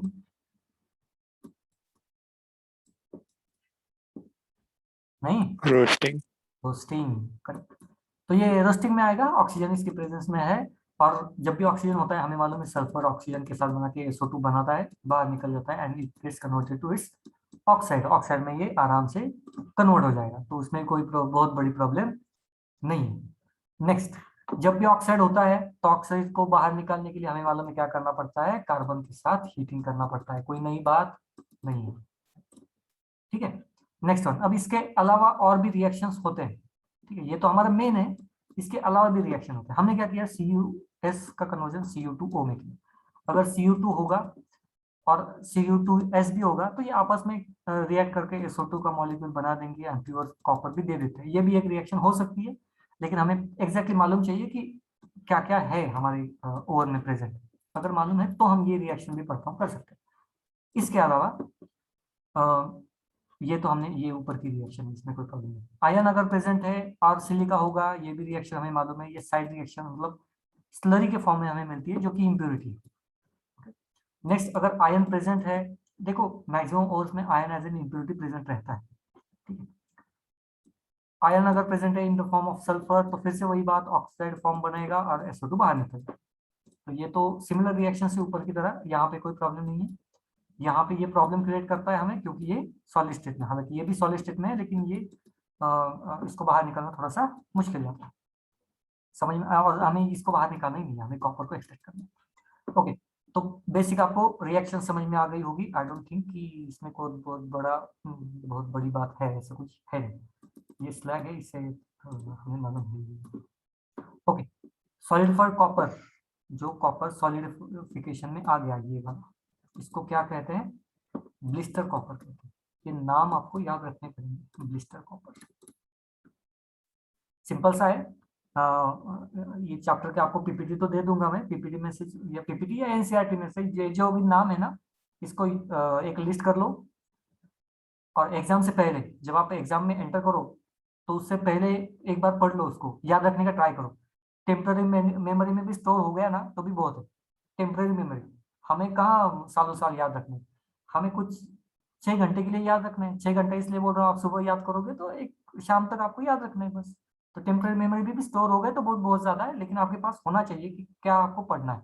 ठीक है, तो ये पूरा चैप्टर आपको याद करना नहीं है, जो भी याद करना है मतलब थ्योरी बेस्ड है, याद करना है वो आपको पेज में कॉपी करो, एग्जाम के टाइम पे उसको रट लो 1 घंटे तक, टेम्पररी मेमोरी में एटलीस्ट चला जाएगा। Okay, next element, extraction of zinc from zinc oxide. कौन सी नई बात नहीं? जिंक ऑक्साइड कार्बन के प्रेजेंस में हाई टेम्परेचर में कार्बन मोनोऑक्साइड बनाए। Metal is distilled off and collected by rapid chilling. Simple सी method. Okay, next one, electrochemical principle of metallurgy. अब यहाँ पे आ गया इलेक्ट्रोकेमिस्ट्री। ठीक है, मतलब इस चैप्टर में देखो, पहले तो हमने इनऑर्गेनिक केमिस्ट्री यूज की, थर्मोडायनेमिक्स यूज किया, अलग अलग टेक्निक्स यूज की। अब जो बचा कुचा था इलेक्ट्रोकेमिस्ट्री वो भी हम यहाँ पे घुसे रहे हैं। ओके, इलेक्ट्रोकेमिस्ट्री में डेल्टा जी कैसे निकालते हैं ये भी आपको मालूम है। Delta G nought is equal to minus NFE0, ये हमारा फॉर्मूला है। फिर से यहाँ पे हम डेल्टा जी की वैल्यू निकालेंगे, अगर नेगेटिव है तो वेरी गुड, रिएक्शन पॉसिबल है, फिजिबल है, बहुत अच्छी। तो डेल्टा जी हमें फिर से बताएगा रिएक्शन होगी कि नहीं होगी। ठीक है, तो यहाँ तक तो कोई बहुत बड़ी बात नहीं है या बहुत मुश्किल सा कंसेप्ट भी नहीं। आगे बढ़ेंगे। Less reactive metal will come out of the solution and more reactive metal will go into the solution. ऐसे क्यों कहा गया पहले समझो। इलेक्ट्रोकेमिस्ट्री का आपको तो अभी मालूम है, लेकिन मैं आपको चीजें बता दूं। यहाँ पे सॉल्यूशन है वाटर। वाटर में कौन सी चीजें डिजोल्व होती है? जो आयंस के फॉर्म में रहती है। अब यहाँ पे हम यूज कर रहे हैं मेटल्स, तो मेटल कौन सा आयन बनाएंगे? तो वो पॉजिटिव चार्ज आएंगे। मतलब कोई भी मेटल अगर पॉजिटिव चार्ज में होगा तो वो डिजोल्व होगा, इसका दूसरा मतलब ये हो, जो भी मेटल पॉजिटिव चार्ज में है, जो भी पॉजिटिव चार्ज में रहेगा वो डिसॉल्व होगा, जो पॉजिटिव चार्ज में नहीं रहेगा वो डिसॉल्व नहीं होगा। इतना सिंपल सा लॉजिक यहाँ पे प्रेजेंट है।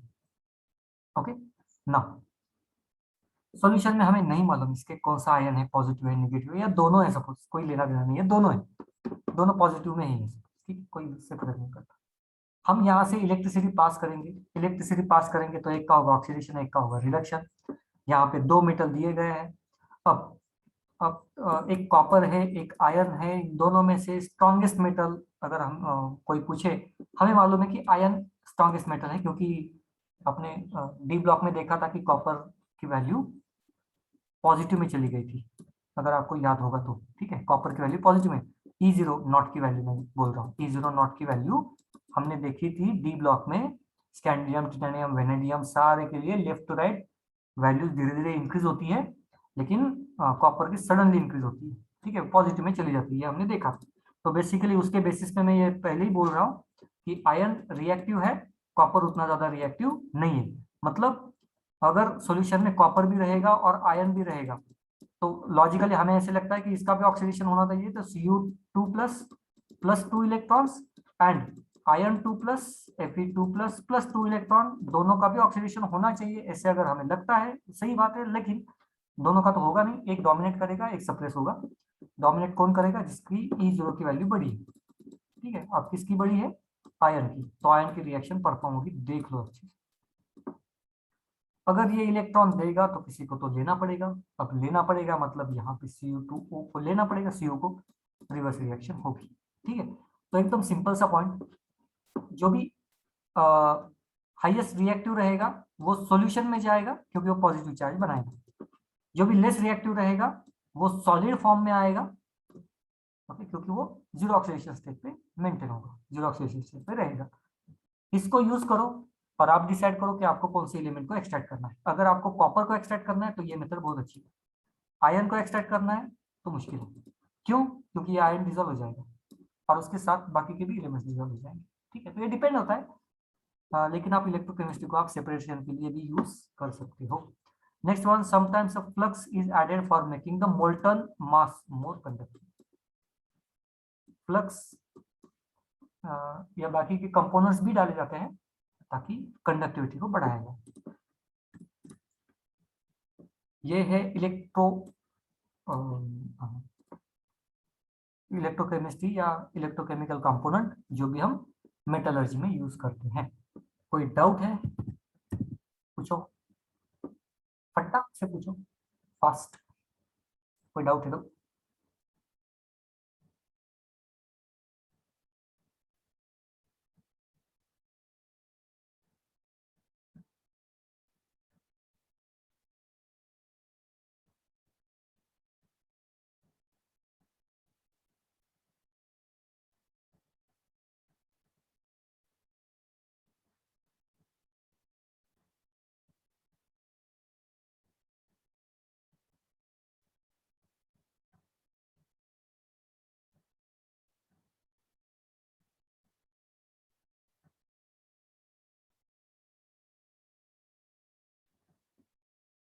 नहीं है डाउट?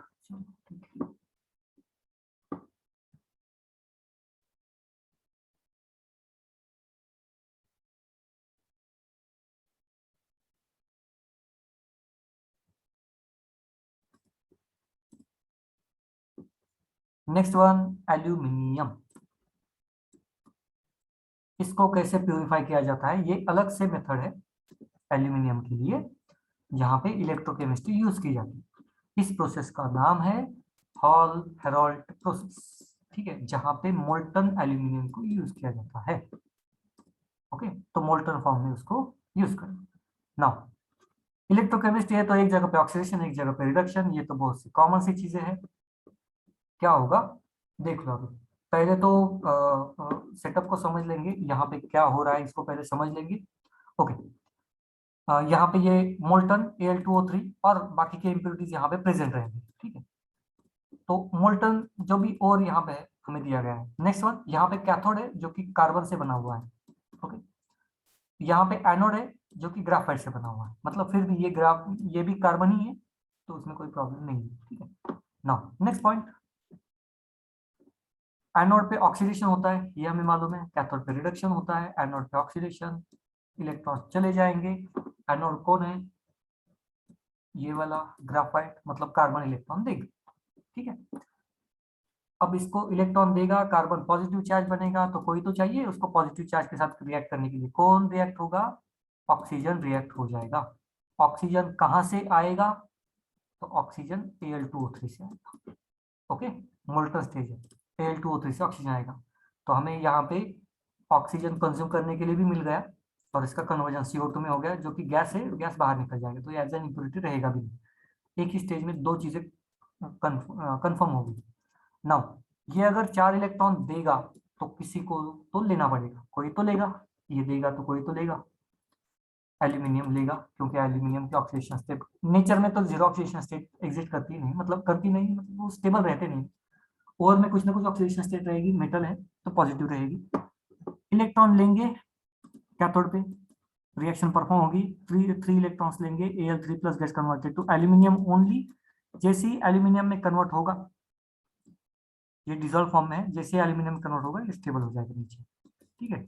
इसको हम कलेक्ट कर लेंगे, ओके। ये एल्यूमिनियम एकदम सिंपल सी टेक्निक, ओके। नाउ अब ये सिंपल बताने के लिए है, एक्चुअली रिएक्शन ये होती है, Al2O3 है ना, यहाँ से 3 इलेक्ट्रॉन्स बाहर निकलते हैं, तो ये एक्चुअल रिएक्शन Al ऐसी है, Al2O3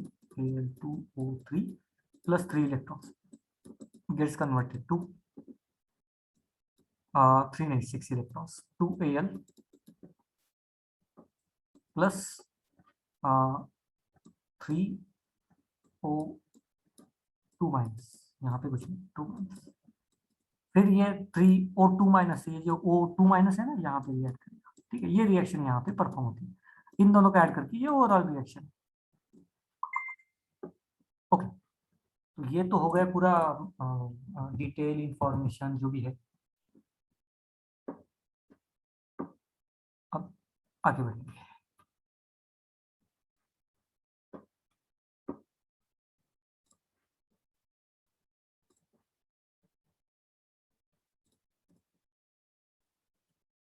अच्छा, यहाँ पे कंडीशंस भी देख लो, कंडीशंस बताना भूल गया। कंडीशंस क्या क्या है? Al2O3 डिजॉल्व्स इन क्रियोलाइट, क्रियोलाइट में डिजॉल्व होता है Na3AlF6 which lowers the melting point of alumina. तो यहाँ पे ये जो यूज किया इसको क्रियोलाइट कहा गया है, ठीक है, क्रियोलाइट कहते हैं इसको। दो काम है, एक तो Al2O3 को डिजॉल्व भी किया and second one melting point को लोअर भी कर दिया, ठीक है। अब करंट भी कितना पास करते हैं, तो 5 वोल्ट वगैरह, ये टेक्निकल चीज है, क्रियोलाइट को याद रखना। नेक्स्ट चीज है जिसके थ्रू हम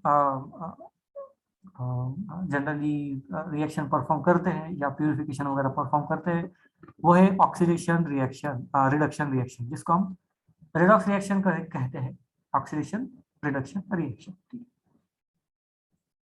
ये एक मेथड है, लेकिन अब ये मेथड थोड़ी सी कॉमन है, इसको भी मैं लूंगा, कोई इशू नहीं। उसके बाद रिफाइनिंग टेक्निक्स आएंगे, फिर लिक्विफिकेशन टेक्निक्स है सारे, कैसे करते हैं, इलेक्ट्रिकल रिफाइनिंग। ओके, अब ये हम धीरे धीरे नेक्स्ट स्टेज में चले गए। ओके, हाँ, ये कौन सा है, vapour phase refining and then उसके एप्लीकेशंस, ठीक है। तो ये बाद में क्रोमेटोग्राफी टेक्निक, ये सारी चीजें। तो ये जो था यहाँ तक, ये एल्यूमिना को भी पकड़ के, ऑक्सीडेशन रिडक्शन को भी पकड़ के, ये तो हम सेकेंड स्टेज में, ठीक है, सेकेंड स्टेज यहाँ पे खत्म हो जाएगी ऑक्सीडेशन रिडक्शन के बाद। अब जो थर्ड स्टेज हमारी थी वो स्टार्ट होगी, ठीक है। कहाँ गए मेथडोलॉजी? तो ओवरऑल चैप्टर आपको समझ में आ गया होगा कि, हाँ ये देखो, प्यूरिफिकेशन ऑफ मेटल, तो ये थर्ड स्टेज में हम एंटर हो जाएंगे, जो मैं कल लूंगा, आज नहीं लूंगा, लेकिन दो स्टेजेस मैंने यहाँ पे कवर की, दो स्टेजेस मैंने कवर की, okay.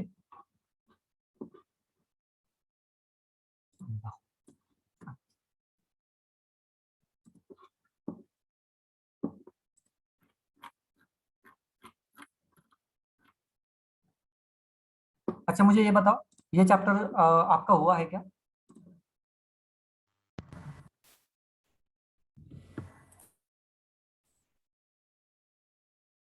Okay, so let's continue.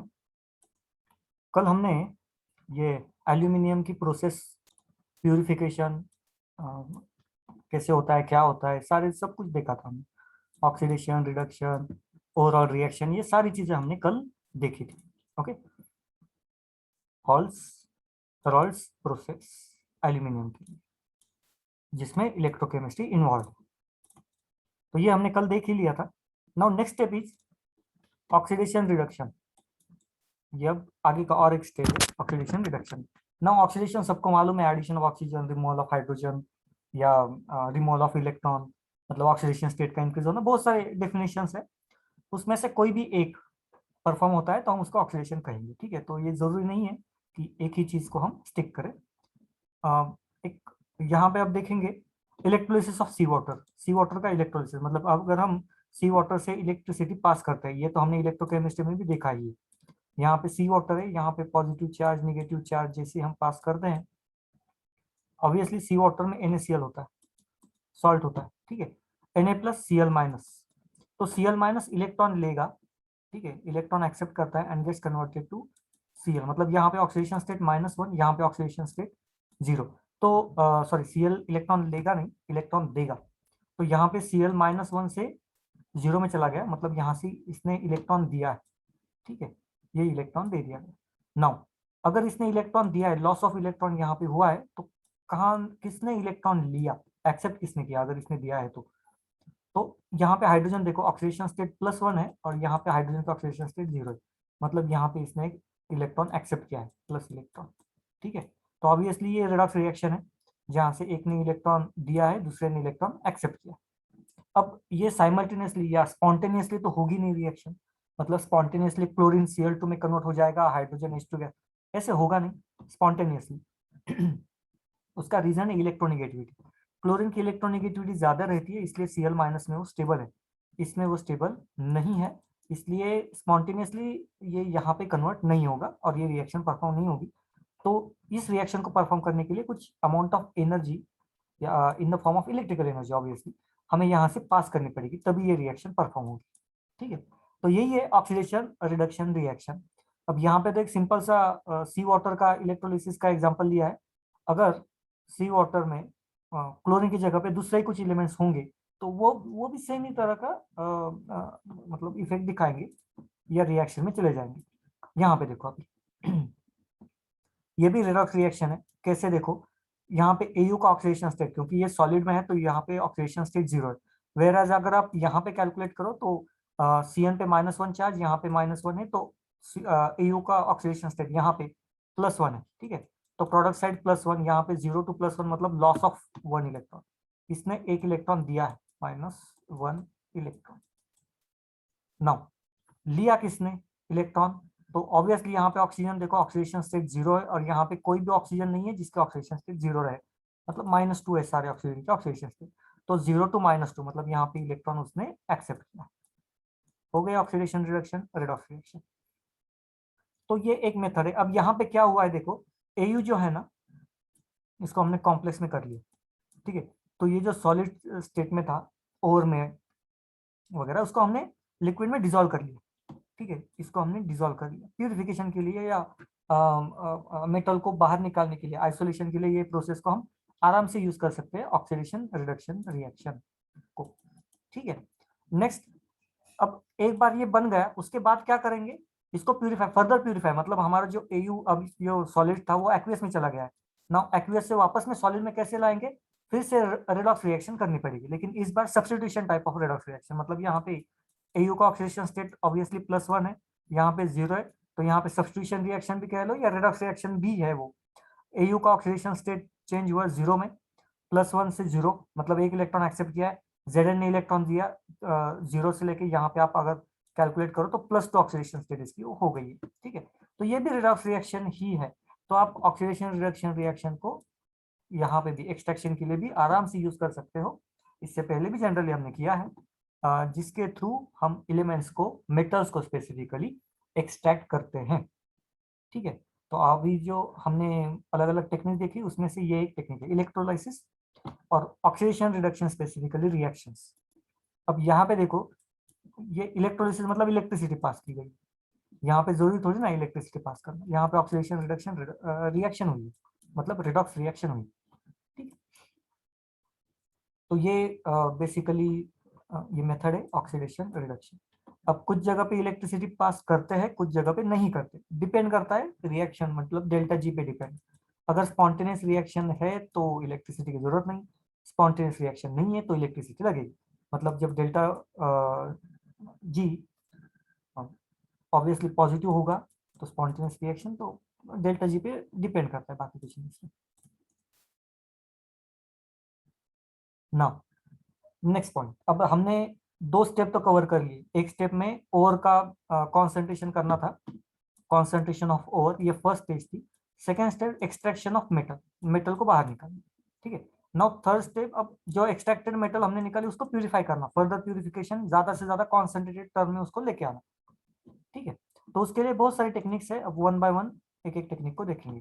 First technique is refining. Refining, अब रिफाइनिंग में फर्स्ट है डिस्टिलेशन। अब ये बहुत कॉमन सी टेक्निक है, very useful for low melting metals, जिसका मेल्टिंग पॉइंट कम है, ऐसे मेटल्स के लिए आप इस चीज को यूज कर सकते हो, आयन वगैरह के लिए यूज नहीं कर सकते। ठीक है, इतना कौन उसको हिट करते बैठेगा, नहीं। ठीक है, तो किसके लिए यूज करते हैं, जिंक मर्क्यूरी जैसे एलिमेंट्स को यूज करते हैं, मेल्टिंग पॉइंट लो होना चाहिए, डिस्टिलेशन प्रोसेस सबको मालूम है। सपोज यहाँ पे हमने मेटल को आइसोलेट किया है या बाहर निकाला है, एक्वियस सॉल्यूशन में है, इसको हीट करेंगे, ऑब्वियसली वाटर भी रहेगा, तो पहले तो हीट करके वाटर को इवापोरेट करेंगे, मेटल्स तो रहते ही है ना, मतलब हीटिंग करेंगे लेकिन बहुत ज्यादा टेम्परेचर पे नहीं, ठीक है, तो ये एक होगा। नेक्स्ट यहाँ पे देखो, डिस्टिलेशन तो हमें प्रोसेस मालूम ही है, यहाँ से हीटिंग के बाद जो भी मेटल है गैस स्टेट में आएगा, यहाँ से कंडेंस होगा और यहाँ पे अगेन कलेक्ट हो जाएगा। एकदम सिंपल सा पॉइंट है, बहुत मुश्किल बिल्कुल नहीं। नेक्स्ट पॉइंट इज लिक्विफिकेशन या फिर लिक्वेशन। अब ये सेकंड प्रोसेस किसके लिए यूज करते हैं? लो मेल्टिंग मेटल्स के लिए यूज करते हैं। Like tin can be made to flow on the sloping furnace surface. तो जिसका मेल्टिंग पॉइंट कम है यहाँ पे ये यूज कर सकते हैं। अब देखो कैसे करेंगे, तो जो भी हमने ओर वगैरह लिया है ना, इम्प्योर मेटल या जो भी ओर है, इसको यहाँ पे रखा जाएगा, ठीक है, पहला पॉइंट यहाँ पे रखा जाएगा और इसको हीट किया जाएगा। अब हीट करने के बाद अगर ये ओर टिन का है सपोज, ठीक है, टिन या जिंक का है जिसका मेल्टिंग पॉइंट कम है और बहुत इजीली वो लिक्विड फॉर्म में जाके फ्लो हो सकते हैं, तो होता क्या है ना, ये धीरे धीरे इस ओर में से इम्प्योरिटी तो as it is solid form में रहेगी, लेकिन जो मेटल है वो लिक्विड फॉर्म में आएगा और धीरे धीरे आगे फ्लो होगा, ठीक है। स्लोप देखो, बहुत ज्यादा स्लोप नहीं होता, बहुत थोड़ा सा स्लोप होता है ताकि ये लिक्विड धीरे धीरे आगे बढ़े, और इसमें भी अगर इस लिक्विड के साथ अगर सॉलिड पार्टिकल आते हैं तो ये बीच में रुक जाए कहीं, ठीक है, तो इसलिए स्लोप बहुत फास्ट नहीं होता, धीरे धीरे स्लोप होता है, और जो मेटल है वही लिक्विड स्टेट में आगे पास होगा और यहाँ पे कलेक्ट किया जाएगा, ठीक है, जो मेटल लिक्विड स्टेट में रहेगा वो। तो ये सेकेंड मेथड है हमारे लिक्वेशन, ओके, जहाँ पे मेटल को हम लिक्विड फॉर्म में लेके आते हैं, लेकिन वही पॉइंट है कि लो मेल्टिंग पॉइंट यहाँ पे भी हमें चाहिए, ये कंडीशन है, सबके लिए हम यूज नहीं कर सकते। टिन एंड जिंक, ये दो कंपोनेंट्स को याद रखिए, ओके। ओके, सो आगे बढ़ेंगे। इलेक्ट्रोलाइटिक रिफाइनिंग, अब ये थर्ड पॉइंट है, इलेक्ट्रोलाइटिक रिफाइनिंग। अब यहाँ पे सिंपल सा पॉइंट, हम इलेक्ट्रोकेमिस्ट्री यूज करेंगे, ओके। अब देखो हमने सपोज कोई एक मेटल है, एक्वियस स्टेट में है, सिंपल केमिकल रिएक्शन लिखेंगे एनोड कैथोड की, और हमें मालूम है एनोड पे ऑक्सीडेशन होता है, कैथोड पे रिडक्शन होता है, रिडक्शन मतलब डिपोजिशन ऑफ मेटल, ठीक है। तो जो भी मेटल कलेक्ट होगा कहाँ पे होगा? कैथोड पे, ठीक है, एनोड से बाहर निकलेगा, कैथोड पे कलेक्ट होगा। अब थोड़ा सा सोचो, सपोज ये ओर है, ठीक है, या इम्प्योर मेटल है, इसमें कॉपर भी है और बाकी के भी एलिमेंट्स है जो मेटल नहीं है सपोज, ठीक है, बाकी के एलिमेंट्स है, या फिर लेस रिएक्टिव मेटल्स है। तो जैसे ही ये इलेक्ट्रिसिटी पास होगा, हाई रिएक्टिव मेटल जो होंगे ना वो यहाँ से यहाँ चले जाएंगे, ठीक है, मतलब रिएक्टिविटी के बेसिस पे डिपेंड करेगा कि कौन से मेटल को हम एक्सट्रैक्ट कर रहे हैं, कौन से मेटल को एक्सट्रैक्ट नहीं कर रहे हैं, ठीक है। तो ऑब्वियसली एनोड पे रिएक्शन, हाँ एनोड पे किसकी रिएक्शन होगी? जिसकी रिएक्टिविटी ज्यादा है उसकी रिएक्शन पहले होगी, ठीक है, यहाँ पे हाई रिएक्टिविटी की पहली है, ठीक है। कैथोड पे कौन सा रिएक्शन? Reduction reaction. तो आयंस तो यहाँ पे सारे आ जाएंगे, लेकिन कैथोड पे रिएक्शन कौन दिखाएगा? जिसकी रिएक्टिविटी लो होगी, लो रिएक्टिविटी, ठीक है। तो ये बेसिस पे यहाँ पे कलेक्शन किया जाए, ओके। लो रिएक्टिव मेटल्स को हम यहाँ पे आराम से कलेक्ट कर सकते हैं, अगर मिक्सचर ऑफ मेटल्स भी होगा तो भी। अगर मेटल नॉन मेटल तो फिर सवाल ही नहीं आता, मेटल नॉन मेटल का तो वो तो इजी है, ओके। तो ये है इलेक्ट्रोलाइटिक रिफाइनिंग, जिसमें हम इलेक्ट्रिसिटी यूज करते हैं। नेक्स्ट पॉइंट इज रिफाइनिंग की जोन रिफाइनिंग। अब इस पे बहुत ज्यादा क्वेश्चन आता है, क्योंकि ये थोड़े से नया है। देखो आप अगर लिस्ट देखो ना, जोन रिफाइनिंग को छोड़ के इलेक्ट्रोलाइटिक रिफाइनिंग इलेक्ट्रोलाइसिस पे बेस्ड है, इलेक्ट्रोकेमिस्ट्री आपने पढ़ी, ये एक लॉजिकल है, बहुत मुश्किल नहीं है ये कंसेप्ट, लॉजिकल कंसेप्ट है। डिस्टिलेशन बहुत दिनों से आप 8 9 10 से पढ़ते आ रहे हैं, ठीक है। तो यहाँ पे अगर कौन सा नई बात है पढ़ने जैसी तो जोन रिफाइनिंग, ये थोड़ा सा नया है। अब इसको क्या है इसको पहले समझ लो। जोन रिफाइनिंग में पहले मैं आपको थ्योरी बता देता हूँ, एक मिनट, फोन को मैं डिस्कनेक्ट कर दूँ।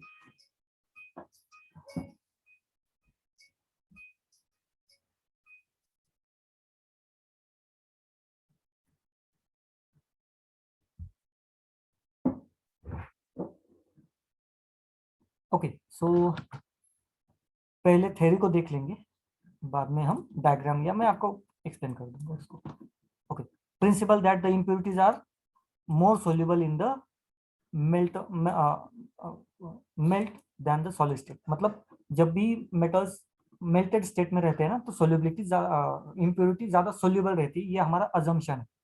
Okay, next, the process is repeated several times. ये प्रोसेस हमें बहुत बार रिपीट करनी पड़ती है। And heater is move to the move in the same direction. तो दो चीजें यहाँ पे बताई गई है, बहुत बार हमें इस प्रोसेस को रिपीट करनी पड़ती है, एंड ये जो हीटर मूव करना है ये सेम डायरेक्शन में मूव करना पड़ता है। मैं डिटेल बता दूंगा आपको धीरे धीरे। Impurities get concentrated at one end. Impurities एक एंड पे आती है, this end is cut off, मतलब ब्रेक कर देंगे, उसको निकाल देंगे। Useful for preventing producing useful for producing semiconductors and other metals of very high impurity, germanium, silicon, इनके लिए यूज करते हैं। इसलिए ये प्रोसेस बहुत इंपॉर्टेंट है। नौ करते क्या है इसमें, एकदम सिंपल सा पॉइंट है। देखो ये रॉड है, सपोज इसमें मेटल भी है और इम्प्योरिटीज भी है, ठीक है, मेटल्स प्लस इम्प्योरिटीज है। पहले तो यहाँ पे ये जो आपको दिखाई दे रहा है सर्कुलर कलर का, ये हीटर है। तो पहले तो ये हीटर यहाँ पे होगा, ये एंड बहुत हीट किया जाएगा, बहुत ज्यादा हीट किया जाता है, ठीक है। और जैसे ये हीट होगा, हम अज्यूम करते हैं कि इम्प्योरिटीज मोल्टन स्टेट में, अब ये मोल्टन स्टेट है, ये ऐसे रेड कलर बनेगा, मोल्ट कर देंगे इसको, तो इम्प्योरिटी यहाँ पे डिजोल्व हो जाएंगे। धीरे धीरे क्या करते हैं, इस रिंग को, मतलब ये जो हीटर है, इसको एक डायरेक्शन में मूव करते हैं। सपोज लेफ्ट टू राइट अभी हम मूव कर रहे हैं, ठीक है। तो यहाँ से आगे धीरे धीरे इसको मूव करते हैं। अब जैसे ही मूव करते हैं, होता क्या है, ये वाला एरिया ठंडा हो जाता है, कूल हो जाता है, सॉलिड स्टेट में वापस से आ जाता है। लेकिन जब ये वापस से सॉलिड स्टेट में आता है, तो जो इम्प्योरिटी रहती है वो आगे मूव होती है, क्योंकि आगे का पोर्शन मोल्टेड रहता है, ठीक है। जैसे ये हीटर आगे बढ़ेगा, सपोज पहले यहाँ पे था, बाद में यहाँ पे आ गया, तो जैसे हीटर आगे बढ़ेगा, ये मोल्टन जो है ना एरिया, ये भी तो आगे बढ़ेगा। और जैसे ये आगे बढ़ेगा, इम्प्योरिटी भी इसके साथ आगे बढ़ती है, क्योंकि हमारा अजम्पशन तो यही रहा कि इम्प्योरिटी कहाँ पे डिजोल्व होती है, तो मोल्टन स्टेट में डिजोल्व होती है, ठीक है। क्योंकि वहां पे एंट्रोपी ज्यादा है, और सारे एलिमेंट्स को चाहिए कि एंट्रोपी ज्यादा ही रहनी चाहिए। तो इम्प्योरिटी मोल्टन स्टेट में रन होती है या वहां पे शिफ्ट होती है। धीरे धीरे करके इसको इस एंड पे एंड तक मूव करते जाएंगे, ठीक है। तो होगा क्या, ये पूरे रॉड में जहां पे भी इम्प्योरिटी है, ये सारी इम्प्योरिटी इस एंड पे कलेक्ट हो जाएगी, ठीक है। ये एक बार नहीं करना है, ये बहुत बार करना है। तो लेकिन बहुत बार करते टाइम डायरेक्शन सेम रखना है। आप उल्टा नहीं करोगे, अगर उल्टा करोगे तो फिर से यहाँ पे जो कलेक्ट हो गई वो फिर से पूरे स्प्रेड हो जाएगी, तो उल्टी नहीं करते इसको, ठीक है। एक ही डायरेक्शन में प्रोसेस इसको बार बार रिपीट की जाती है, इसी डायरेक्शन में, ठीक है। तो ये हीटर यहाँ से बाहर निकाल देंगे, फिर से यहाँ पे डाल दिया जाएगा, फिर से इम्प्योरिटी अगर प्रेजेंट होगी तो डिजोल्व होगी, धीरे धीरे धीरे राइट हैंड साइड शिफ्ट होते जाएगा। तो बहुत बार इसको रिपीट करने के बाद इम्प्योरिटी इस एंड में कलेक्ट होती है, बाद में इस एंड को कट किया जाता है, सिंपल सा पॉइंट। और यहाँ पे जो हमें मिलता है वो प्योर मेटल मिलता है। बहुत इंपॉर्टेंट टेक्निक है, बहुत बार इसके क्वेश्चन आ चुका है, और एप्लीकेबल भी बहुत ज्यादा है, ठीक है। सेमीकंडक्टर्स के लिए यूज करते हैं, मतलब इसका इंपॉर्टेंस आप समझ सकते हो। आज के डेट में सेमीकंडक्टर्स, अगर आपको मालूम है, थोड़ा सा न्यूज देखते होंगे, तो ग्लोबली सेमीकंडक्टर्स की फिलहाल शॉर्टेज चालू है। तो सेमीकंडक्टर्स के लिए ये जोन डिफाइनिंग प्रोसेस है। किसी को कोई डाउट वगैरह है जोन डिफाइनिंग प्रोसेस में तो पूछ सकते हैं।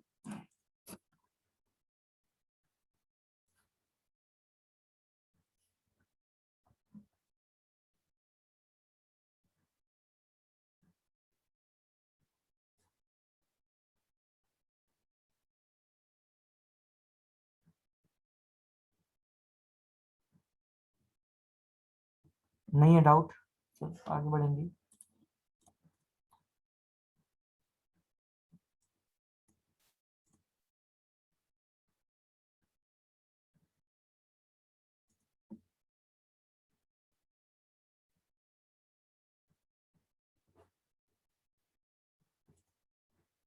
ओके,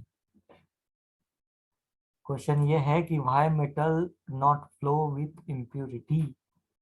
क्योंकि मेटल को कहाँ पे डिजोल्व कहाँ का होना है, उसको कहाँ डिजोल्व होना है, वो तो वहीं पे रहेगा ना, उसको थोड़ी ना डिजोल्व होना है किसमें।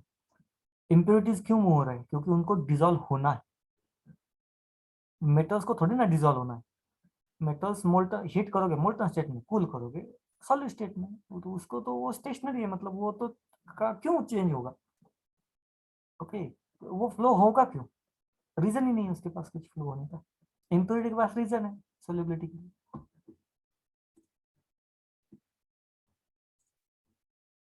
ठीक है लोकेश, समझ में आ गया?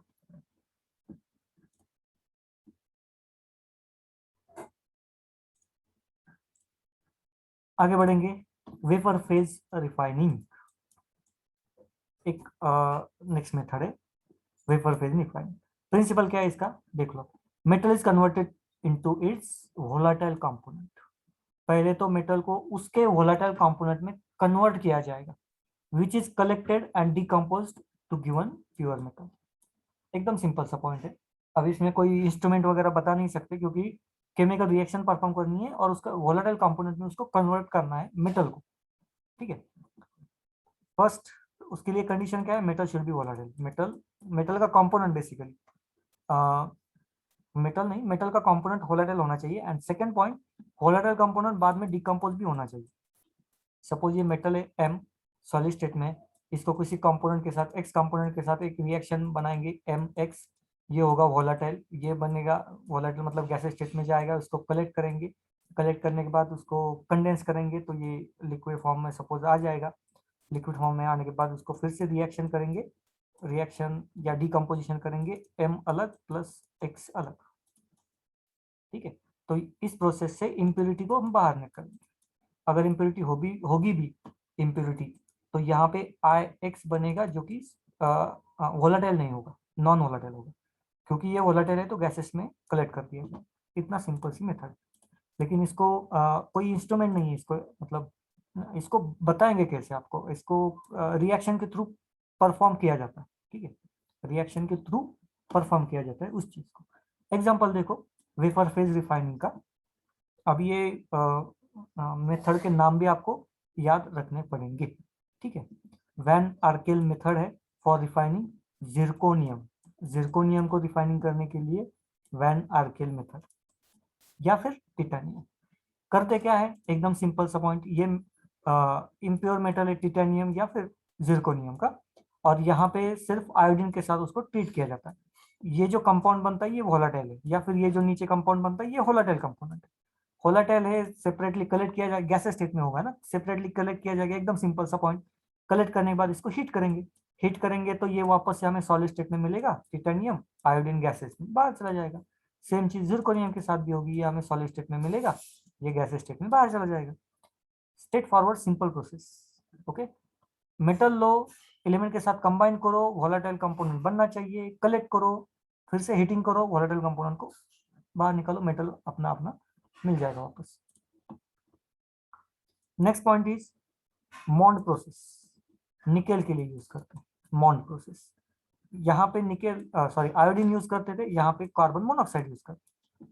ओके, नाउ नेक्स्ट सेम चीजें वही है, निकेल विथ कार्बन मोनोऑक्साइड, ये कॉम्प्लेक्स बनाएंगे, कॉम्प्लेक्स नहीं बोल सकते sorry, nickel and 4 times carbon monoxide, ये कंपाउंड बनाएंगे जो कि ऑब्वियसली वोलेटाइल है।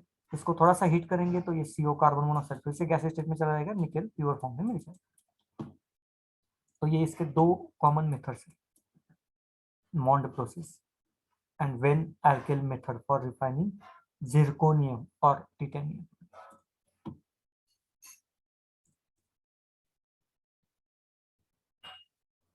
नेक्स्ट पॉइंट, क्रोमेटोग्राफिक मेथड, ये क्लास 11 में भी है और बहुत सिंपल सी मेथड है। अच्छा, क्रोमेटोग्राफी के बहुत सारे टाइप्स है। हम यहाँ पे जो आपको डायग्राम दिखाई दे रही है, एक है पेपर क्रोमेटोग्राफी ये वाली, एंड सेकंड होता है कॉलम क्रोमेटोग्राफी, जहाँ पे आपको कॉलम दिखाई दे रहे होंगे। इसके थ्रू भी हम कंपोनेंट्स को सेपरेट आउट कर सकते हैं, मेटल्स को ही नहीं, कोई भी कंपोनेंट्स को हम सेपरेट आउट करते हैं। ठीक है, तो यहाँ पे आप पहले कॉलम को एक्सप्लेन करता हूँ। यहाँ पे देखो, पहले तो हमने सैंपल डाल दिया, ठीक है, तो सैंपल धीरे धीरे यहाँ से पास होगा। ओके, पर्कुलेट होगा, यहाँ पे ये स्टेशनरी फेज जनरली सिलिका रहता है, तो सिलिका के थ्रू ये पास होगा। अब देखो यहाँ पे बहुत सारे कंपोनेंट है सपोज, ओके, तो ये जो सिलिका है ना, सारे कंपोनेंट्स को एक ही फ्लो से पास होने नहीं देता, कुछ कंपोनेंट्स को अट्रैक्ट करके रखता है, कुछ कंपोनेंट्स को अट्रैक्ट करता ही नहीं, उनको जाने देता है। तो on this basis, dipole movement के बेसिस पे बेसिकली डायपोल मूवमेंट पे ये सारी चीजें होती है। तो on the basis of dipole movement यहाँ पे केमिकल कंपाउंड सेपरेट हो जाते हैं। ओके, यहाँ पे आप देख सकते हो सेपरेट हो जाते हैं केमिकल कंपाउंड्स, और सेपरेट कंटेनर में उसको कलेक्ट किया जाता है टाइम टू टाइम। यहाँ पे तो हमें क्लियरली बैंड दिखाई दे रही है। सेम पेपर क्रोमेटोग्राफी सेम है। अब यहाँ पे भी एक कंपोनेंट हम रखेंगे, ठीक है। स्टेशनरी फेज सिलिका है, यहाँ पे भी सिलिका ही था, सिर्फ सिलिका का ग्रेड अलग अलग होता है, वो टेक्निकल चीज है, अभी आपको मैं दिमाग में जाने की मतलब उतना डिटेल में जाने की जरूरत नहीं है। ओके, पेपर क्रोमेटोग्राफी में सिलिका की जगह पे पेपर यूज होता है, अदरवाइज सिलिका यूज किया है तो उसको हम टीएलसी भी कहते हैं, थिन लेयर क्रोमेटोग्राफी कहते हैं। ये अलग टेक्निक है, टीएलसी थिन लेयर क्रोमेटोग्राफी, जिसमें सिलिका यूज होगा। पेपर है तो पेपर क्रोमेटोग्राफी। अब सपोज ये पेपर है, यहाँ पे इंक हमने डाल दी, तो यहाँ पे station sorry mobile phase capillary action के थ्रू ऊपर मूव करेगी पेपर में, लेकिन जैसे ये मूव करेगी अपने साथ ये केमिकल कंपोनेंट भी ऊपर लेके जाएगी, लेकिन on the basis of polarity again सारे केमिकल कंपोनेंट्स को सेम स्पीड से ऊपर नहीं लेके जाएगी। कुछ कंपोनेंट बहुत फास्ट मूव होगा, कुछ कंपोनेंट बहुत स्लो मूव होगा, ठीक है। तो ऑब्वियसली सेपरेशन हो जाएगा। यहाँ पे आपको सेपरेशन क्लियरली दिखाई दे रहा है, दो कलर का सेपरेशन। ओके, तो बेसिकली ये टेक्निक भी क्या करती है, सेपरेशन करती है on the basis of polarity.